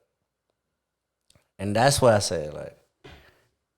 No, yeah, I feel you. I feel you on that, man. All right, it's only fair. It's only fair, you know. What do you guys think about the 600 that they gonna send everybody? So they're doing a second round, they're sending everybody 600. Fuck that. People are complaining. Fuck that. I'm with Trump. We need 2 racks. Why? Because straight to the majority of that fucking COVID-19 relief bill is aid to other fucking countries. And look that shit up. Trump wasn't lying when he said that. No, for sure. Fuck that. Fuck that. 2 racks. The reason and the purpose that people here in the United States pay taxes is so you can get taken care of before the rest of these motherfuckers somewhere else. And I'm sorry, you know, I got homies from all over. I'm sorry, motherfuckers, but I'm with Trump on this shit. I need my 2 racks. Damn. Straight up. No, just because stop fucking playing. I pay too much in fucking taxes to take any less, motherfucker, and then for what? So y'all can say, so y'all can go fucking saying 60 billion to research how fucking some of these fish reproduce in China? Yeah. The fuck, what benefit is that to me? Man, I don't know who the fuck was behind there and like, you know what, let's send everybody. No, straight up, bro. Like, I mean, it's like I said, you got to take the good with the bad. Yeah, Trump on the social aspect, he's a piece of shit. I'm sorry. Yeah. But he called these motherfuckers out, bro. Yeah, no, for sure. It's a $2 trillion plan. And out of those $2 trillion, you mean to tell me 600? Yeah, bro, that's my car payment. And you've been shutting us down for like a month. And then more than that. And then we had to close for like a week after the Christmas storm. Fuck that. No, I need my 2 racks. That's all I gotta say. Not just that. Motherfuckers out there risking their lives every day, basically working. No, but straight up though, bro, like I understand that the US is like a country of influence and we gotta set the example for a lot of these other countries. But sometimes let's just keep our nose out of this shit. Take care of the people here first. It's kind of like one of those things where they say if you can't help yourself, you can't fucking help nobody else. Okay, you got a $2 trillion fucking dollar relief bill. Not even half of that is coming back to the people here. Does that not sound insane to anybody? That doesn't sound insane. It's a lot of fucking money. Bro, not even $1 trillion is coming back to us. So what that means is that we probably owe a lot. That's why we got. No, what that is showing. You talking about United States? They owe a lot. We don't owe shit, bro. It's Money just is that, fake, bro. It's just that it's fake at the end of the day. It's just that we're trying to prove our influence in these other countries. Because if you think about it, bro, like man, I fucking hate being so political, but United States are in debt. Nobody's ever gonna be right being political. Yeah. Like the United States is in debt with this country, and then this country's in debt with, and it's an ongoing cycle. But guess what? They came out with $3 trillion for this. Fuck. Then where's the debt? Like, you know what I'm saying? Bro, like $600. I don't know. You know what I mean? Like you can literally Google the population right now and times that by 600. And that's only people that we think are paying taxes. You get what I'm saying? Because only the people paying taxes are getting money back. That doesn't even still amount to half that fucking bill. So where the fuck is the rest of our tax money going? That's all I'm saying. I don't know. And I want it to come back to the people that it belongs to, motherfucker. Yeah, like, goddamn, exactly. So many of these small, like, businesses are hurting, bro. And I see that as businessman. Like, you go to a lot of places are shutting down. Yeah. So why is it that we can't save these people, but then we're fucking researching fish in the fucking overseas somewhere? I completely agree. Like, come on, man. It's the agenda, I feel like. It's like, that's why I went through a big depression fucking when I got woke. Because I felt like I was powerless. I was like, these motherfuckers right here, bro, they're taking. And we are, bro. This shit's beyond us. Like, You know? whether we want to believe it or not. The only Honestly, thing we bro, can do that's is live one of the our reasons life. why I be getting faded and shit. Because I'm like, man, bro, like, no matter how much fucking. But what I've been slowly getting into is finding my own inner peace. Exactly. That way, when I find my peace, then that means that the government or nobody else can. But bro, the only way to But it's find your hard. I ain't peace, gonna lie. the only way to find your peace is just realizing that you, as a singular person, you can only contribute so much to this world, and it's sad to say, but you are not gonna make the difference. Yeah. Right. Yeah, bro. And you know what I mean? Yeah, for Unless you're like a fucking big And figure even then, or bro, whatever. even like, let's say this. But what fucking you can podcast, do is the let's say motherfucker. Let's say we become the next Joe Rogan, and we're everywhere preaching can. the right message. Even then, like it's like. But still, even at the time, do you want to not do anything or try to make a difference within Yeah. your community? Yeah. But that's what I was getting to. that's Like why. the only thing you can do at every given point in your life is just affect the people Yeah. around you. Exactly. That's it. Yeah. If I can live a comfortable life and my family can eat, and then I can influence the people around me to do better and to have them live a better life. Like, and that's what I try to do. I for think the my difficult barbers all the time, part man. is That's though it. is like, okay, once you get to that point, there's still bigger issues. So it's like, But that's beyond us, though. At that Exactly. point, It's beyond us. And see, that's where I need to learn as a You person gotta learn to how let to it go. just- Like, yeah, just let it fuck go, yeah. bro. And have no- live the no- best life that you can at the moment, and influence the people that you can get a reach of at the moment, and that's it. Because for every let's say like me, you know, I have five other barbers with me. If I can influence their life and impact them enough to where they can reach 5 more people, you're already creating a web, and then that's where it starts becoming more noticeable. When they reach somebody, and then their people reach somebody, but it starts from the fucking root.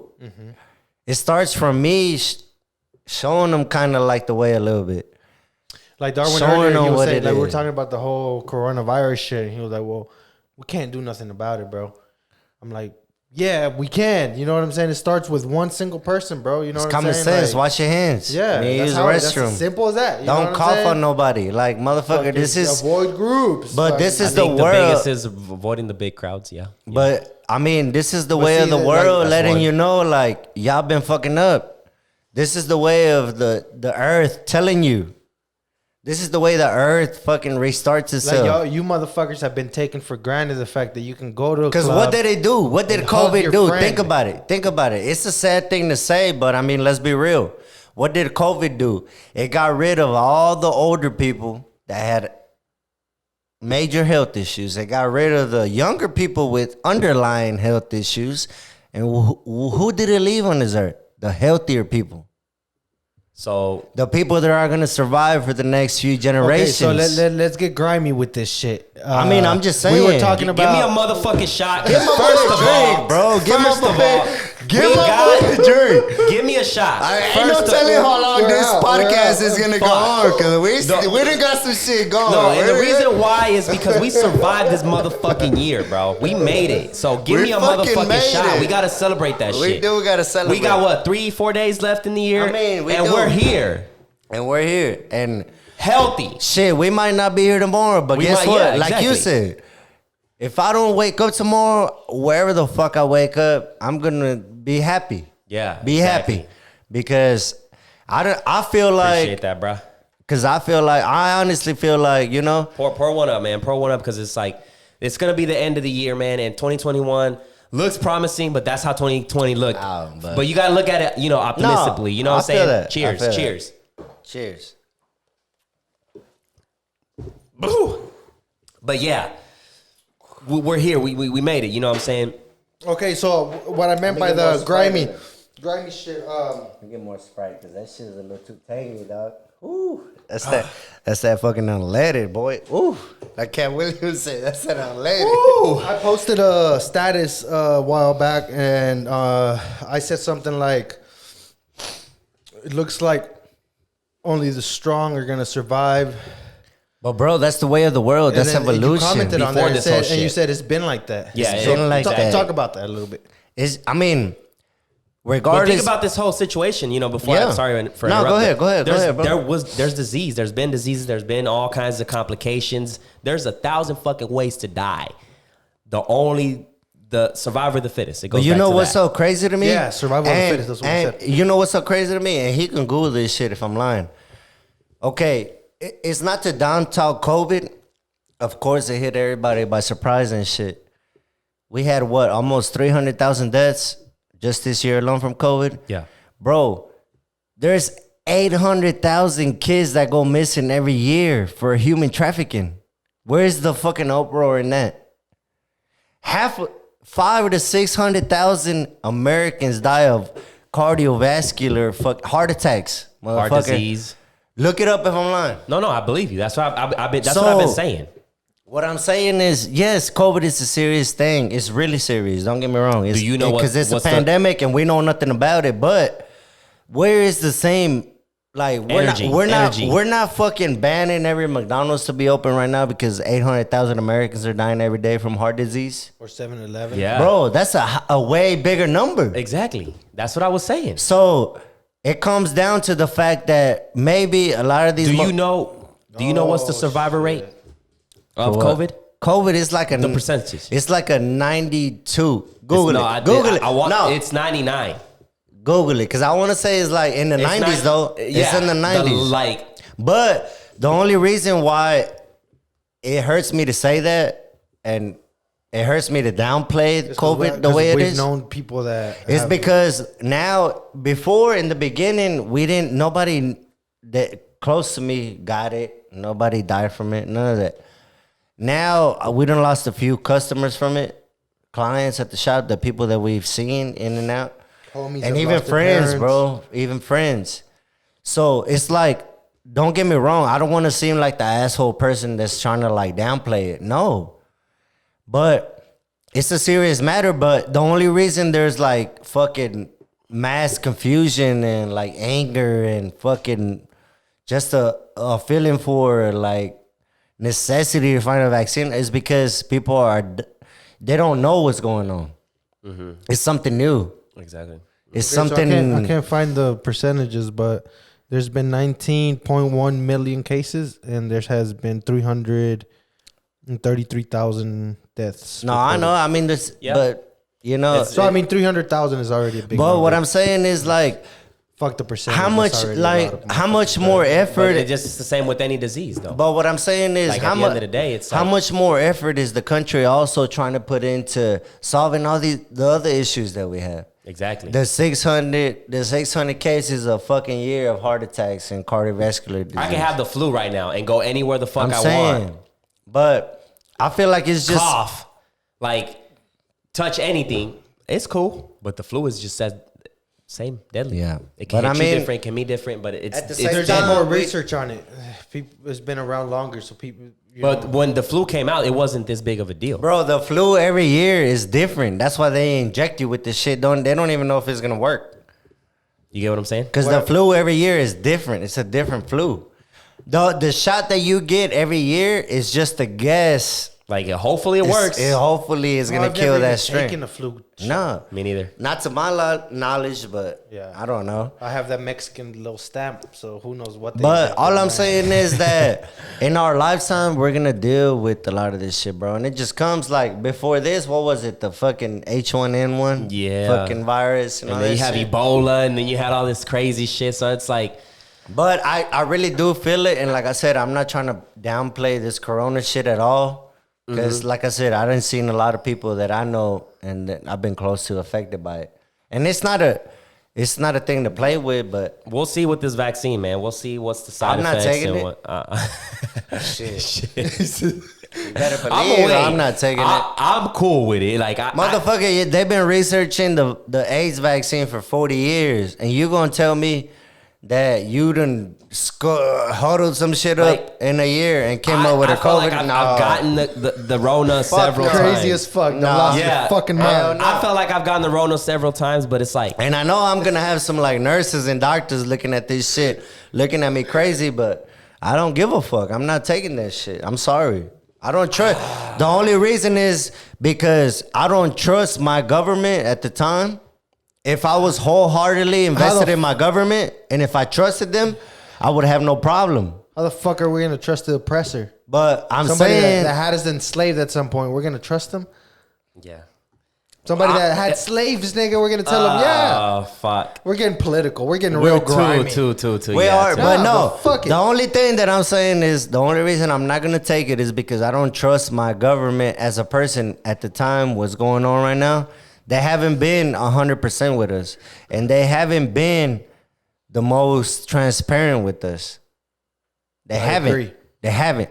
Yeah. So there's no way that you can fucking sit there and tell me as a citizen, like, you got to take this vaccine and it's going to work. No, there's no way. I'm sorry. Yeah. You can put every obstacle in my way. I'm not going to take it.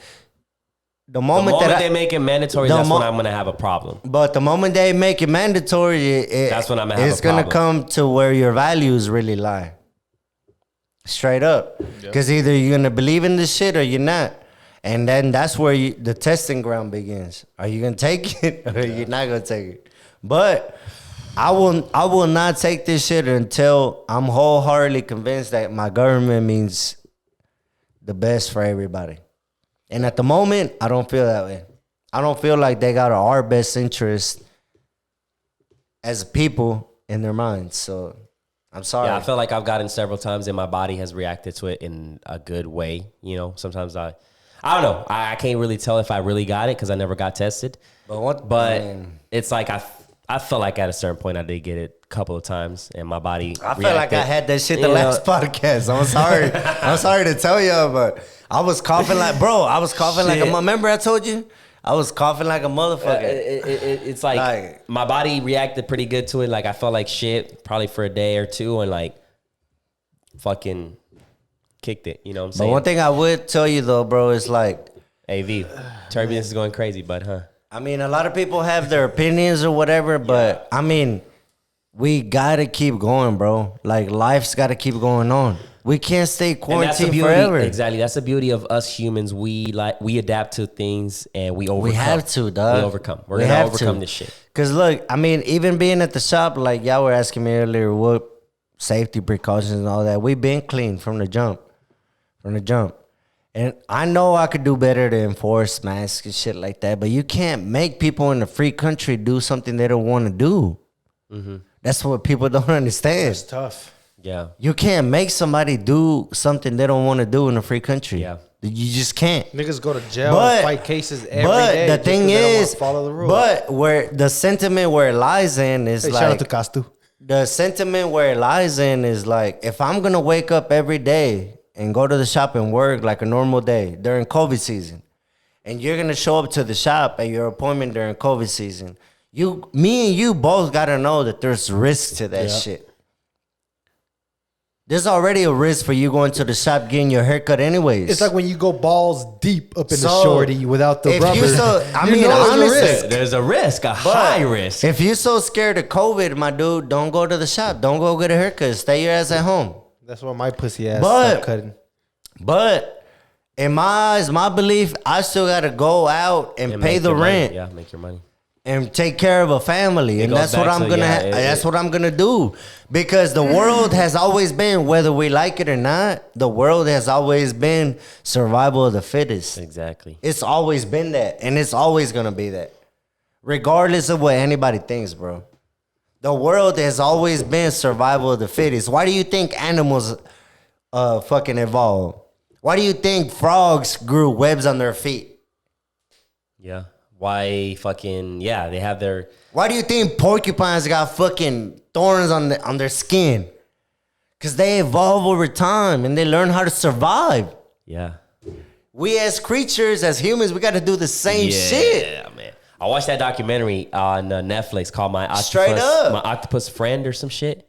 Bro, that right there shows the intelligence of a fucking octopus and how octopuses are smart, boy. They smart and they have to. It's constantly every day they have to survive because everybody wants to eat them. They're fucking good. I want to eat a fucking octopus right now. Octopuses even gotta eat different foods than what they did 100 years ago. Exactly. And they camouflage. They can fucking fit anywhere to hide from their predators. But one thing that has never changed, survival of the fittest. Bro, we're creatures on this galaxy, on this earth, just like a fucking elephant, just like a fucking anything else.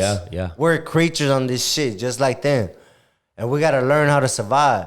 There's animals that change their adaptability of eating like certain things and then start eating something else. And they evolve that way. Because why? They gotta survive. If you want to keep your species fucking going throughout the ages, you gotta evolve. Exactly. So with this new thing, it's like we gotta find a way around. We gotta evolve. We gotta like. And it's gonna be sad. We're gonna see people go. We're gonna see people we love maybe even die. It's a sad thing to say. It really is. It's real nigga talk right now, folks. No, it really is though. It's getting tense in here, but hey. But it really somebody is. Somebody gotta say, bro. You know what I'm saying? No, I mean, real shit. It's a sad thing to have to take in, and it's a sad thing to fucking have to soak in your heart. To be like, you might lose somebody that you love to this COVID shit and all this. But we're going to have to keep it pushing. Bro, yes. Because you're going to let somebody's death be your death when you're still alive? Nah. Real shit. Somebody's death has to mean more life to you. Yeah. You have to take that as a life multiplier.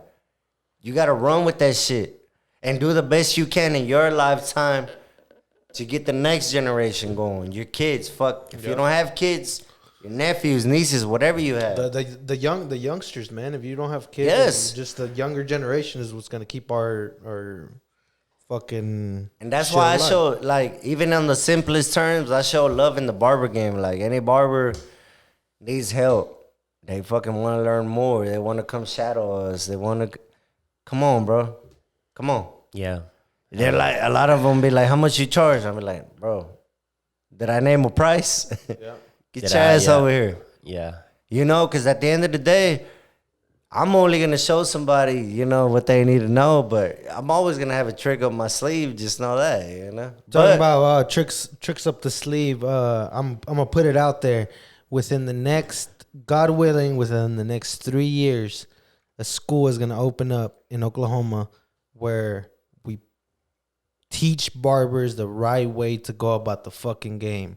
That way we elevate the industry in Oklahoma and there's no more gates. So anybody that wants to be a barber and is willing to put in the fucking work can come become a barber. So stay tuned for that. I see that. I see that. Yeah. I see can that it. happening. I can see it happening. Hell yeah. You already put yourself on the spot, so Yeah, shit. I already said it. So if I don't do it, I'm a bitch. And then if he got the, you know, painting the vision, he got that going, man. So talk to us about that, brother. So painting the vision, man, is really what it is. We've been painting the vision. Yeah. From day one. From day one. And fucking whether you're paint your vision, whatever it is, you know, fucking write it down. You want a barbershop, you want a recording studio, you want a fucking candy store, a dispensary, whatever, bro. Just write it down and then do it. Your only limitation is your mind. That's what it is. Nah, it really is, though. Yeah, really right? is. Yeah. That your only limitation. Definitely, because anytime that I've slowed down is because my mind is fucking with me. So I'm doing dumb shit that I shouldn't be doing. Or When we get complacent is because the mind is like... If you're an artist and you're like, or upcoming artist, you're like, I want to get to Jay-Z's level, but it's hard. It's not really hard. Fuck Jay-Z. I mean, say what you want. I'm not a big fan of Jay-Z, but... Me neither. I just wanted to put that motherfucker is cold-blooded. One of the best businessmen that's done it in the game, and you can't even hate on that. You're a little biased. I definitely can. You're a little biased, bro. No, you can, but at the same time, Jay-Z's done a lot of shit that rappers in their fucking career could wish. See, it goes back to what we were talking about, Real right? shit. You might not like Jay-Z, but you respect the work ethic. Like, that's what I was talking about. Yeah. Like, still fuck Jay-Z to me. You know what I'm saying? Like, you're like, fuck Jay-Z, Bro, but it's like... he betrayed his homie. You don't know up. the real story. It's like though. me and you don't know the real story. I mean, nobody You're being was biased there. because you fuck more with Dame Dash, but you don't know the real story. You know what I'm saying? But I mean, if you think about it, there might be a reason why Dame Dash is where he's at and Jay-Z is where he's at. If we compare, I mean, if the motherfucker was really the brains behind this shit, he would already been out doing Jay-Z. Thank you. Straight up. And like, not to knock off of Dame Dash because he's still Dame Dash at the end of the day, but it's like, yeah, if you're talking about like you were the brain, you was doing this, you was doing that, then like why aren't it's you like at when the same level? It's like when Pusha T and Drake had that beef. Didn't sell out because he didn't sell out. That's why he's not. No, but look, he didn't sell out. But you think he sold out? No, I know he sold out. Nobody knows the true story, though, bro. You don't know the true story. But look, the best example is like I could say. I'm pretty sure if you have a conversation with Jay-Z about the situation, you might think different about it. Fuck Jay-Z. But look, see, you're biased. How about when fucking Drake and Pusha T was having that beef, right? Yeah. For example, fucking Pusha T kept telling Drake that he was making hits and getting this shit based off that motherfucker 40 that was writing all the shit for him. Yeah. So Drake is like, how can you claim that a motherfucker that made my hits, that ain't even got no hits on his own, is writing my shit? You get what I'm saying? But It's different exactly. because that writer needs me at the end of the day. It's different because Dame Dash was paying for everything. So if you're paying for everything, bro, Jay-Z was getting money with Griselda Blanco. Jay-Z has been getting dope money since before he started rapping. Fuck Jay-Z has been getting that real. So you being a little Jay-Z, if you want to come to the Halfcore podcast, I will gladly Jay-Z say. was getting more money than Dame Dash. It's not about the money. It's not about the money. It's about it's the always ethics. about that. No, it's when about you're the talking ethics about and it's them about two. morals. No, That's I what know it's that. about. If a nigga betrayed their friend just because they're gonna get a bigger bag and everybody's gonna respect them, okay, y'all respect them. I'm not gonna respect them. But the thing Fuck that hurt Dame Dash you're was a his traitor. fucking ego, bro. You're a shitty friend and you're a traitor. So I don't fuck with you. I don't care how much money you got. What hurt Dame Dash was his ego. Yeah. It's because he always knew that Jay-Z had a bigger spotlight on him, and he always wanted to be that. How about you be a supportive? But he put him on. How about it's shouldn't not have that bro. He never put Jay-Z on. If you don't like me that much, don't take my help, nigga. Get the fuck out of here. Nah, who's the one that needed more help in that situation? Okay. You don't like Jay-Z was already on with Griselda Blanco. You don't like me, but you're taking my help. Okay. And then once we get the bag, you go on your own. And I'm gonna tell you, fuck you. Fuck Jay-Z. This is one of the other subjects that me and him disagree on. But if Jay-Z wasn't even shit like that at the time, okay, regardless of the dope game, all this shit, Jay-Z, he was. You don't remember Dame Dash for his productions or his raps, do you? Paid in Full? What the fuck are you talking about, bro? Paid in Full is an epic movie directed by Paid in Full is an epic movie, but you cannot compare that to every fucking album that Jay has been dropping. Which Dame Dash fucking was behind.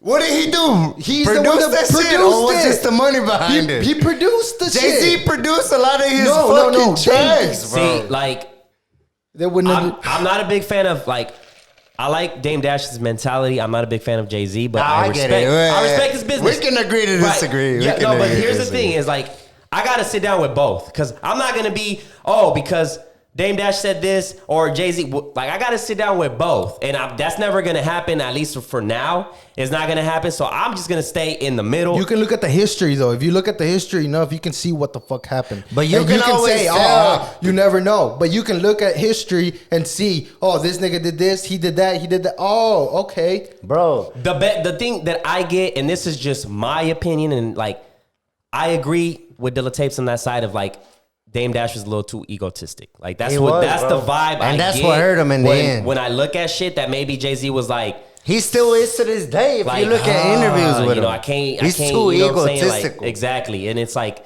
it's good to a certain degree, but it's like, I feel like that's what hurts. People are intimidated by it. That's what it is.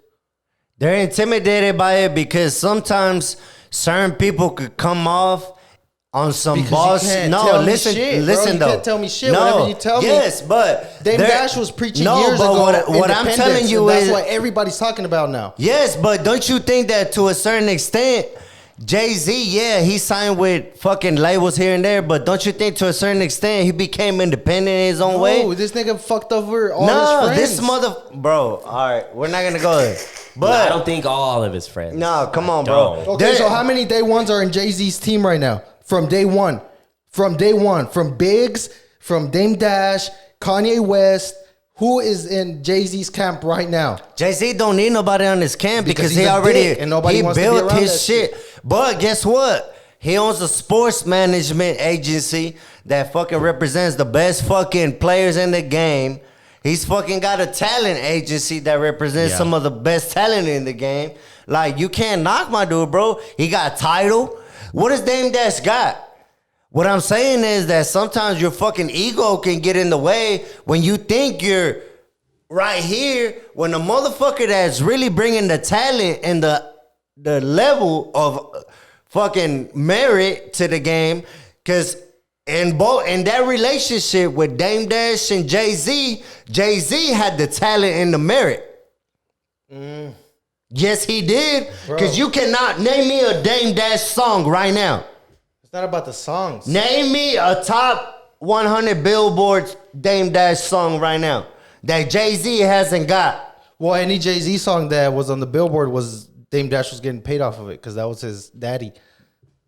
But whose net worth is biggest right now? At the end of the day, who needs who? Fuck the money, bro. It's about the ethics for me. No, it is. Your net worth can be up there, but if you did some fuck shit, fuck you. That's how I feel. But I mean, it's like we don't know that though, bro. Exactly. We don't know that because there's always a side of the coin. There's two stories. It's you know like I just feel like y'all haven't done enough research on the situation to even be talking about it. It's like the Baby and Lil Wayne situation. The Birdman, yeah. Same shit. What are you gonna say? That Lil Wayne, based on what you've heard and seen and shit. I don't know enough about that situation. Exactly. You don't know enough about the Dame Dash or Jay-Z. I do. I know enough. You're not them. You wasn't them, bro. You wasn't in their crew. Fuck Jay-Z.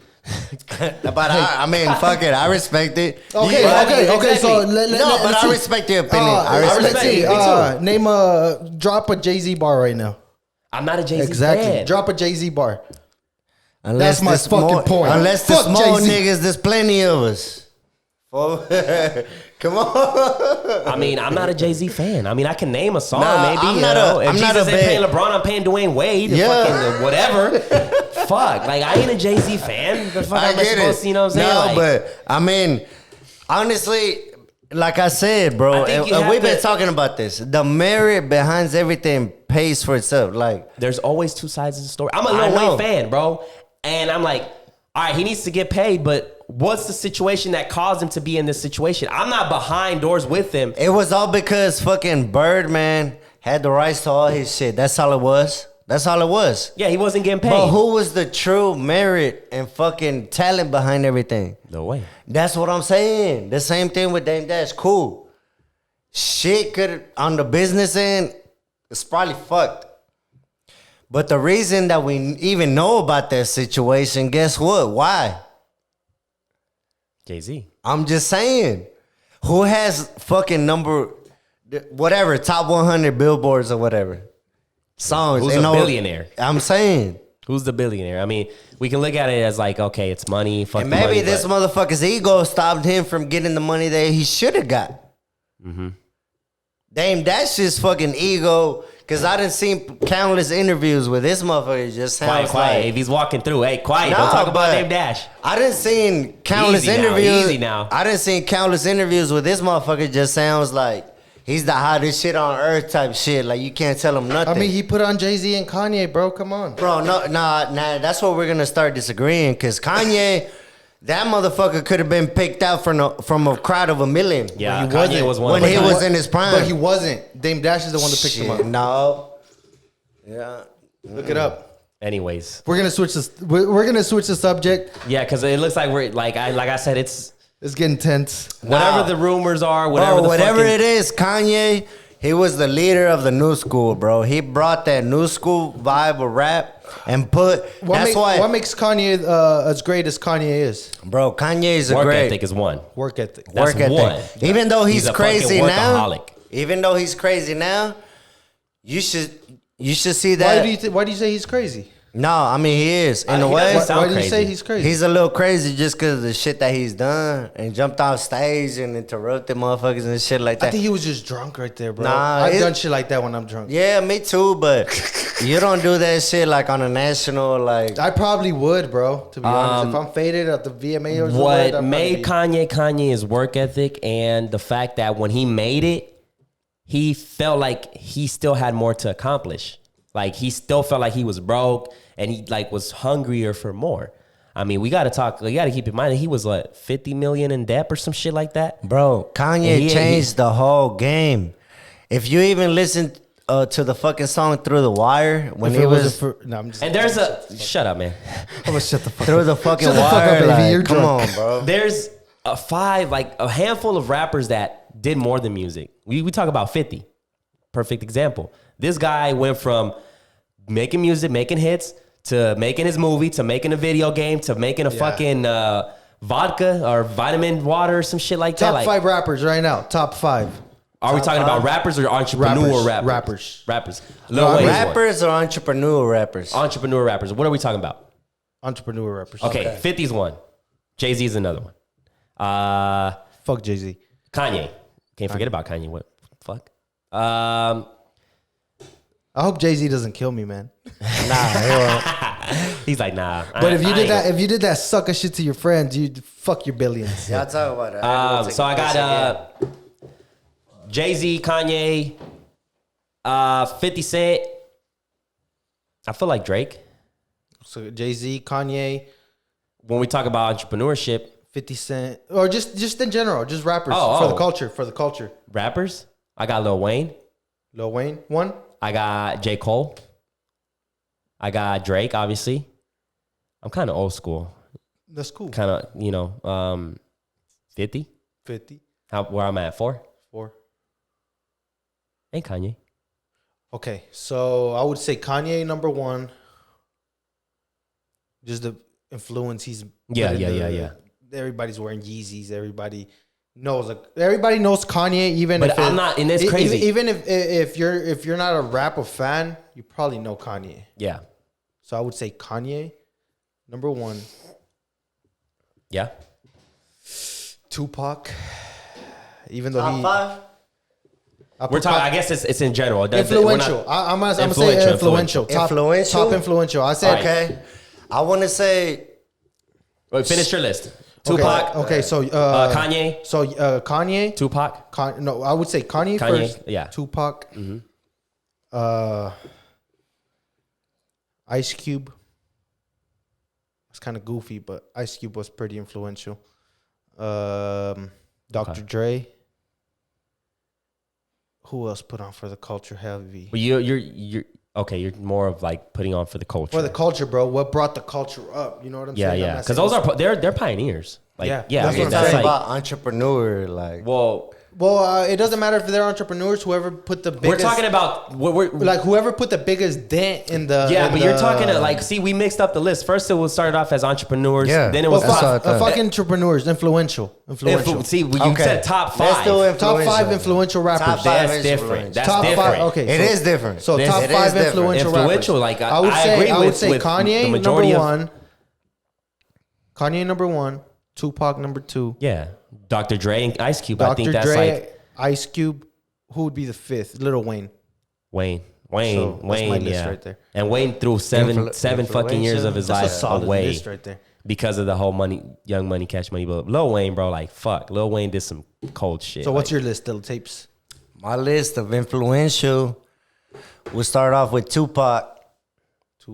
Man, I would even. It's a tie right there with Tupac and Biggie because that was the beginning of an era where the game was transitioning. You know, from like the old school rap days. Yeah. Whatever. So I guess they're both on top. Fucking Tupac and Biggie. Then I would go Jay-Z. Just because the game at the time after like Biggie and Jay-Z was switching up a little bit. It was different. Jay-Z. Third, I would go Kanye. Just because he changed the old school way into the new school. Brought the no school Like vibe. you didn't have to be a straight nigga no more to be a Yeah, rapper. then Lil Wayne, then Drake. That's a good one. I forgot Drake, man. Drake was Yeah, Drake. because after Jay-Z, it was really Lil Wayne that kind of Had that big impact, and then after came Lil forward, Wayne, had the biggest impact. and it's And crazy. then crazy. Drake just fucking came along. And it's crazy because he discovered Drake. So how do y'all feel Lil Wayne about discovered they said Drake. that Lil Durk and Lil Baby. I mean, we're talking. That's recent. They said that they held 2020 in their shoulder. Lil Baby, And Lil Durk. Lil Baby I kind say of Lil there Baby, though, bro. and I say the Baby too.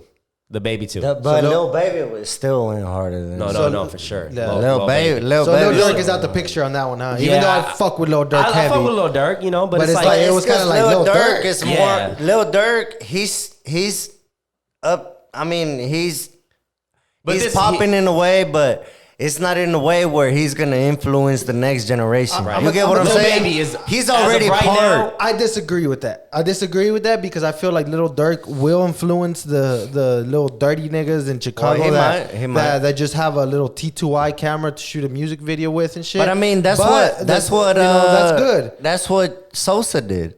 Yeah. That's what Chief Keef did, and Yeah. Yeah, you talked exactly. about him for like a solid year, and that was it. Well, the thing with Chief, I think with Chief Keef is that But Chief Keef was the motherfucker that started the whole drill rap. Yeah, shit. I feel like Chief You Keef. hear what I'm saying? Chief Keef is too raw. Like he don't He give a is. fuck. Lil Durk is a little bit more like. But I heard Dirk is a goon though, bro. Yeah, he is. His dad was a real live motherfucker. Like No, Durk is with the Dirk's shits. dad was like a real live goon, bro. after Drake, Lil Baby This ain't made what that. they want. Lil That's what Baby they had want. that impact. Nah, but look, After Drake, it depends though, because after Drake, I would have put either somebody like Kendrick Lamar or J. Cole, just okay. because that falls But right they beneath came- it. didn't No, they drop at the but same year? Like close. that's what I'm saying. Ooh, this That's is exciting. but that Bro, comes after Drake though. Drake said he said I could have I could have had an R&B nigga on tour, but I chose Rocky and Kendrick to be on the road. But it And doesn't that's take big away from facts. it That's doesn't big take facts, away bro. from J. Cole though, because Yeah, J. Cole in my eyes, he'll rip a sleeve through Kendrick Lamar, bro. J. I'm Cole will sorry. J. It's Cole just will that come- You got J. Cole over Kendrick Kendrick. Lamar is just not consistent. So why enough didn't we for me. name J. Cole in our lists? Well, No, it's I'm just because we said top 5, but So he's not after top Drake, five. it has to be So either J. Cole in top 5? to whoever the fan There's is. a lot of good ones, bro. J. Cole ain't top 5. It wasn't on your No, list. It wasn't on my list. to this You better extent, step your game up, J. Cole. No, but to this Nah, but J. extent, Cole hard. to this extent, he might not be because he's still in that transitioning period where it's still his era. Like maybe next year or the next 2 years, we'll put him in our top 6, top 7. Nah, I feel J. Cole should have already been there, bro. Nah, because there's just so many great shit that comes before that. You know that that 19. I don't think J. Cole's gonna drop any harder shit right now than Illuminati. But that's the thing, though. Or Like the warm up, and he can Illuminati. drop hard shit. It's just like You ain't it's topping not the that. new hip hop. Like lyrics is not the new hip hop anymore. So like we know J. Cole can eat, like he can fucking eat a beat, and like you know he's gonna spit shit. He like the 1985 perfect song for Pope's. What is his name? Lil Pump. Lil Pump was one, and then Pop Smoke or Pop Smoke's cool, but did I mention the wrong one? The right one? He came in with Lil Pump. What are you talking about? Lil Pump and It's Lil Pump. It's Lil Pump and the fuck is it? Perp. Smoke Yeah, Perp. it's Smoke is, Perp, is that the I name? think Smoke so. Perp? Yeah. God. Anyways, that 1985 song made We're a little faded, guys. that 1980 song. Like that shit right there, 85, like that shit was the perfect example. Like he literally, like, I'm gonna write some shit for y'all so y'all can put y'all in game. And it's the perfect example of like ignorance because they took that shit as a joke. But now, do you hear Lil Pump making noise, making hits? And Nah, you but know, I mean, bro, lyrically, the way J. he put that shit together was J. Cole lyrically art. I'm sorry. Like I fuck with Kendrick all day long, but he has not given me anything to be consistent on. Yeah. Kendrick he's been dropping more shoes than he has songs. I'm sorry. I'm sorry, but I don't fuck with I Kendrick mean, like even the last 2 albums that I heard from Cole, like I can put him up there. But he's gonna be in my top 10 just because there's 5 other people before him that set the way and paved the way. Yeah. And you gotta respect that. So You have to. Just take that 6th slot and be happy, J. Cole. That's like in the barber game. Somebody skipping me. Okay, so let's just playing. let's get grimy with it. Nah. Nah. I'm just playing, but It's a lot of shit in. it's a lot of shit that goes yeah, into it. it's a lot. you know? I mean, it's like there's a lot of competition and But shit. It's Kendrick like- has not won my heart, and he hasn't made me a firm 'Cause, bro, believer. I feel like- just because he's not consistent enough. He raps too fucking fast. I Look, can't the shit understand that what the he's fuck dropped is talking about. fire. Don't get me wrong. But J. Cole has been consistently. J. Cole gave me like 2 more albums, Bro.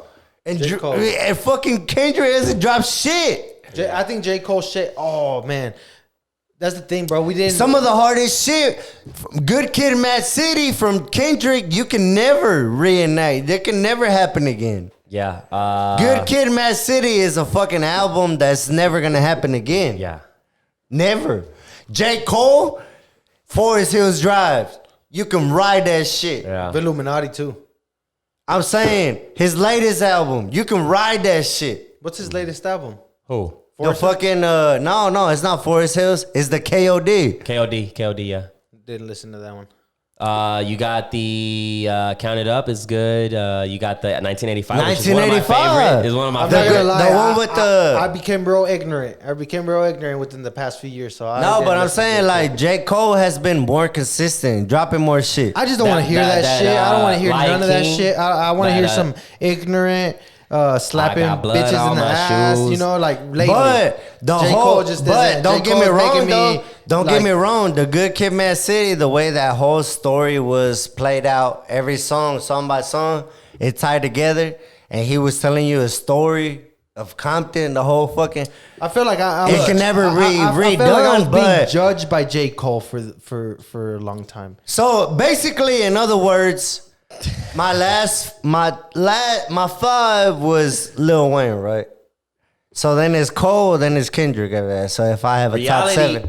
Reality is, yeah. That sounds about the right. reason why If we don't I have have J. a top Cole. 7 is Reality is, the reason why we don't have J. Cole in our top 5 is because it goes back to what homie was because he's saying. still living to this day. We want to hear the ignorant shit. That's reality. We want to hear slapping in the ass, fucking hoes, and that's what it is. What it is. I flipped Like, some packs and I got some racks. Exactly. Guess what? You know, if J. Cole drops a song about the real shit that's happening, and then Lil Baby drops a song about taking it to a strip club and, you know, fucking hoes, guess what song is gonna pop? You know what song You is know gonna what pop. song is gonna pop. Yes. We had WAP in the fucking radio. WAP. And I can't even believe a song like that even I'm got like, that much whoa, fucking- I get it. Okay, it's like the Ratchets are gonna love that shit. It's like, bro, But I've to never be played in been- the radio, I'm like, whoa. I've never been so mentally fucked in my life to the point where, like, the other day, I heard like a local song from this rapper, and he was literally like, it's supposed to be like a thug love song. You get me? And he's sitting there like rapping to his bitch, like saying bitch this and bitch that, and with you. And she's over here like laughing, got a drink in her hand. I'm like, fuck. The last time I remember, girls didn't like to be called bitches. It's so. They didn't like to get addressed that way, but this motherfucker on the video with a drink in his hand calling her a bitch and a hoe and all this shit, like real smooth, and she's laughing and shit. What the fuck is going on in the world? Man, what the fuck is going on? You wouldn't Straight know. up. Because at one point, I thought girls didn't like called being bitches. I think they do. It's just you just gotta say it the right way. No, it's not even that. These bitches are undermining themselves. They don't think of themselves as much as they used to. God, man, y'all fucking step your game up. I mean, step your game up, baby girl. Like shit, somebody gives a fuck out here. Look, I'm talking to you. And you. Eat some goddamn oatmeal in the morning. Go do some Ah, yoga damn. on a Sunday. Go eat a fat ass. Love yourself. Go eat a fat ass bowl of love yourself cereal. I guess Know your worth. I'm getting old because every time I see Know your worth cereal. Every time I see Shit. like females like just clubbing back to back to back, I'm like, Anda mal. I'm next. I'm playing the next. Like, Hey, you know, but like fuck it, bro. but I mean, it is like it's not. I guess it's just like maybe. I mean, shit. She might, you know, or eventually get tired of that shit. And bitches then need move on. love too, Craig.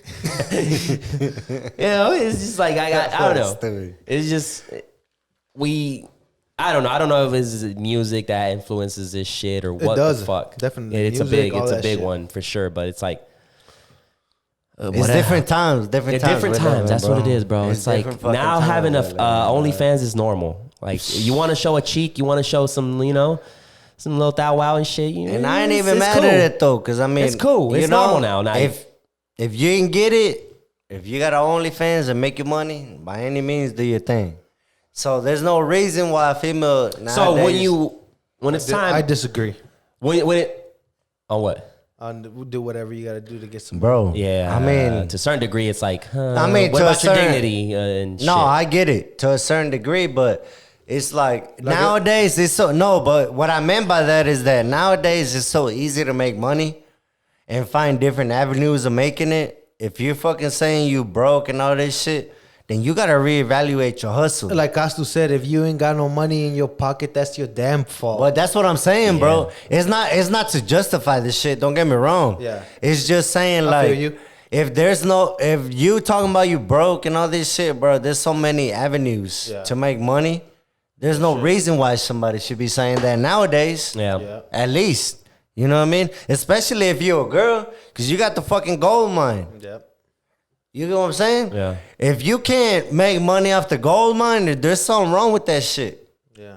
Go Yeah. do some yoga or something. No, there's something physically wrong with that shit. Yeah. It's so that's my thing. I go back to that. So like, so is all this shit when it's time for me to have a daughter? Is it gonna be like the new normal?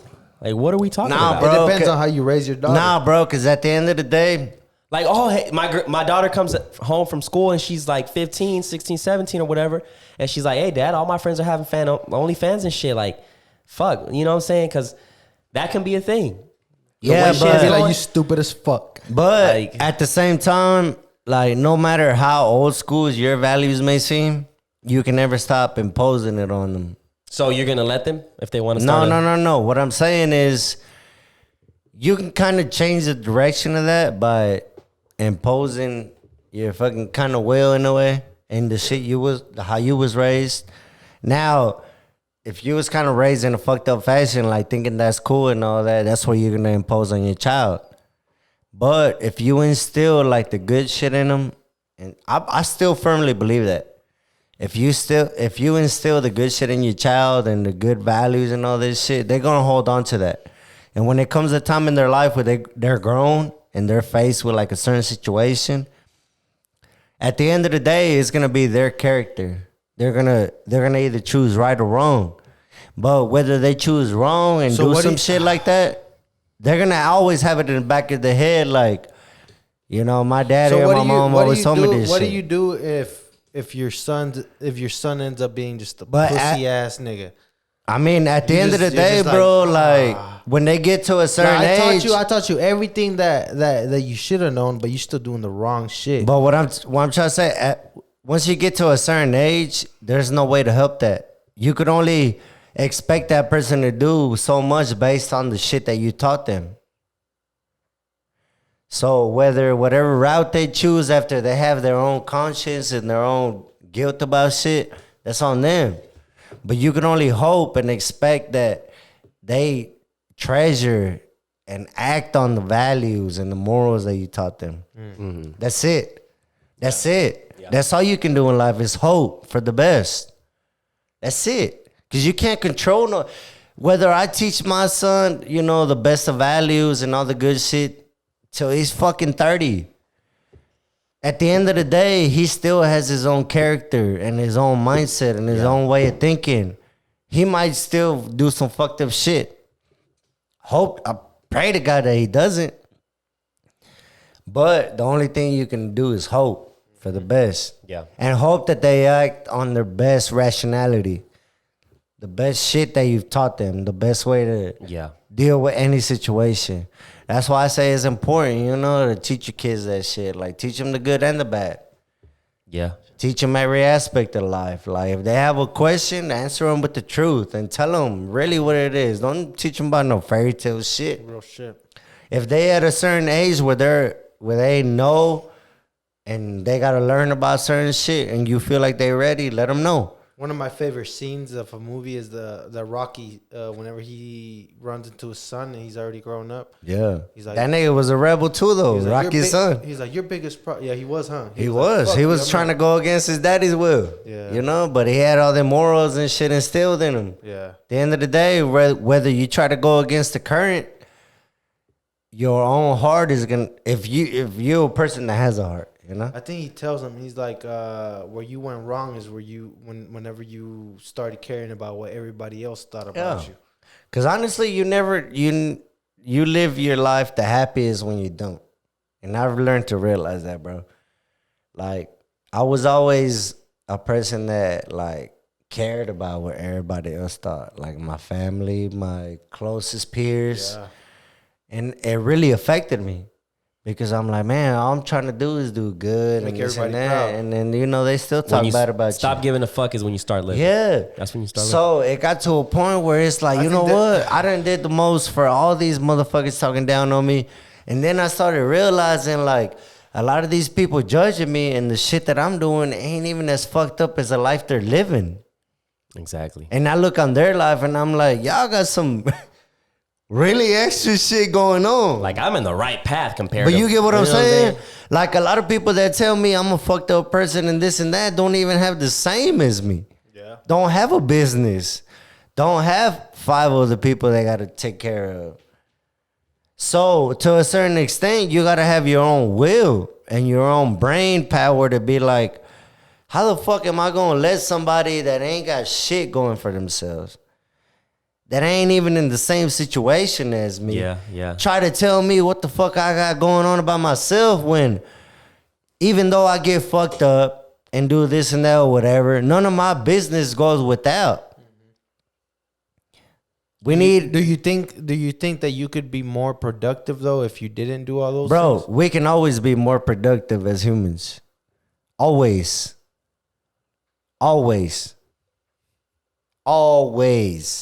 So do you think I don't care. Even the motherfucker that does everything right every day of his life, he can always be more productive. I don't think that's even a thing though. Somebody that does everything right. Yeah, exactly. Niggas want to act like they do everything exactly. right. Why? Because you can always be at the more end of the productive. day, they got that one thing that they're like, oh, I treat my girl like shit, or I treat. There's always something. Yeah, for sure. I mean, I can do 1,000 things right, but I know I'm doing something wrong. You know? Yeah. But at the same time, that's whenever you got to be able to check yourself as a person too. Like, just because you're doing 1,000 things right doesn't mean that you're handling business and doing shit right in the household or with your partner or in your everyday life or with your family. And it's tough to balance. Yes, that shit, because sometimes we're so stuck in the fact that we're doing things 1,000 times right. We're too busy painting the fucking vision, and it's happened to me, bro. I've lost girlfriends. I've lost all kinds of shit over. Yeah, but trying that's to what make I'm this saying, shit bro. happen. Like, we get so caught up in our own lives and the shit that we're doing right, that we think we're doing right, and we don't understand that in this life, your actions and what you do affects way more than just yourself. Yeah. That's what's scary. It affects people around you, Yeah. And we gotta learn how to balance that. Yeah. And make it right on both ends, And we're human, bro. Like, it's gonna happen. There's gonna come times where we become selfish, because being selfish is a human trait. Right. It's a human trait, and you get caught up. So how do we balance it? The only way to balance it is checking yourself, even bro. though it's The only way to check that is to be able to check yourself. And when you're not able to check yourself, you have to be able to accept criticism from your closest people. That's the only way those are the only two ways to check that. Because outside from that, there's nothing else. Either you check yourself when you're not doing right, or listen to the people that are looking at you and your actions from the outside and listen to them. with the best interest. Bro, if you think about it, there's no other way. Yeah. Either check yourself, because some people have the talent, not talent, but some people have the heart and the drive to check themselves. There's some people that can check themselves and be like, you fucking up, wake up, and then you be good. You stupid ass. But there's people that are not able to do that. And there's people that need somebody else that's looking in from the outside to let them know when they really care about you, you fucking up. Now it's up to us to listen. But those are the only two ways. Think about it. There's no other way. Yeah. There's no other way. Yeah. So Outside of those two scenarios, there's only God that can check you. Yeah. If you believe in one. Right. But a lot of people don't.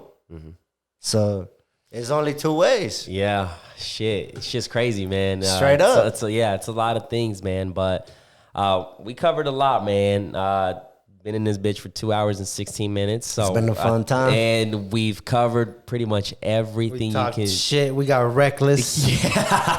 And we talked about hip hop, we got political and shit, talked about business It's been and, fun, man. the COVID situation. But it was a good one, man. I feel like it's gonna, the people that really tune in and listen to this is gonna, They're gonna get gain something from it. Exactly, They will. and once again, Hey, brother, no hard feelings, Jay-Z. I was just making a point. Nah, and honestly, at the end of the day, the only thing I can do is respect that, bro, because that's your opinion. Exactly. get what I'm saying? I think that's what it really comes down And to. this world has become so fucked up to a point where we don't accept the fact that we have to respect somebody's Like opinion. you said, we can agree. We can agree to disagree. Yeah, bro. Me and Always. you do that shit all the time. Yeah. Yeah. But that's one thing I really want to push and just kind of end it with that and tell people, like, look, we're not going to see eye to eye. We're not going to fucking get along every time. Bro, you can have 90% of the people getting along with you. But there's going to be that 10% that doesn't. But you know what? Just the same way that I get to express the way I feel and the way you get to express the way you feel, you get to express what you feel. You got to think of that way from other people. They got the right to express the way they feel. Yeah. And accept it. You may not agree with it, but it's like the barbering game. You pick up your style learning from others. Yep. You don't pick up every trick in the book from one barber. Bits and pieces. Boop, boop, boop. And that's life. Even though you don't agree with certain shit somebody says, they're going to say something that you do agree with. And pick that up. Yep. And incorporate that in your life. And that's going to make you a better person because you're going to really understand where that person's coming from at the end of the day. Yep. And whatever else, let them have it. They're in their right, just like you. You can't impose your will on nobody. No matter how mad or angry. Because why? Yeah. You don't want somebody to impose their will on you, right? Right. Yeah. And that's it. There's a message of the day, damn it. And that's it. Brother, we appreciate you once again doubt. for coming It's in and always giving fun. us game, and it's always love here, you know what I'm saying? But ladies and gentlemen, we're going to go ahead and wrap this up. Thanks for tuning in. We'll catch you guys in the next one. Peace. Bye.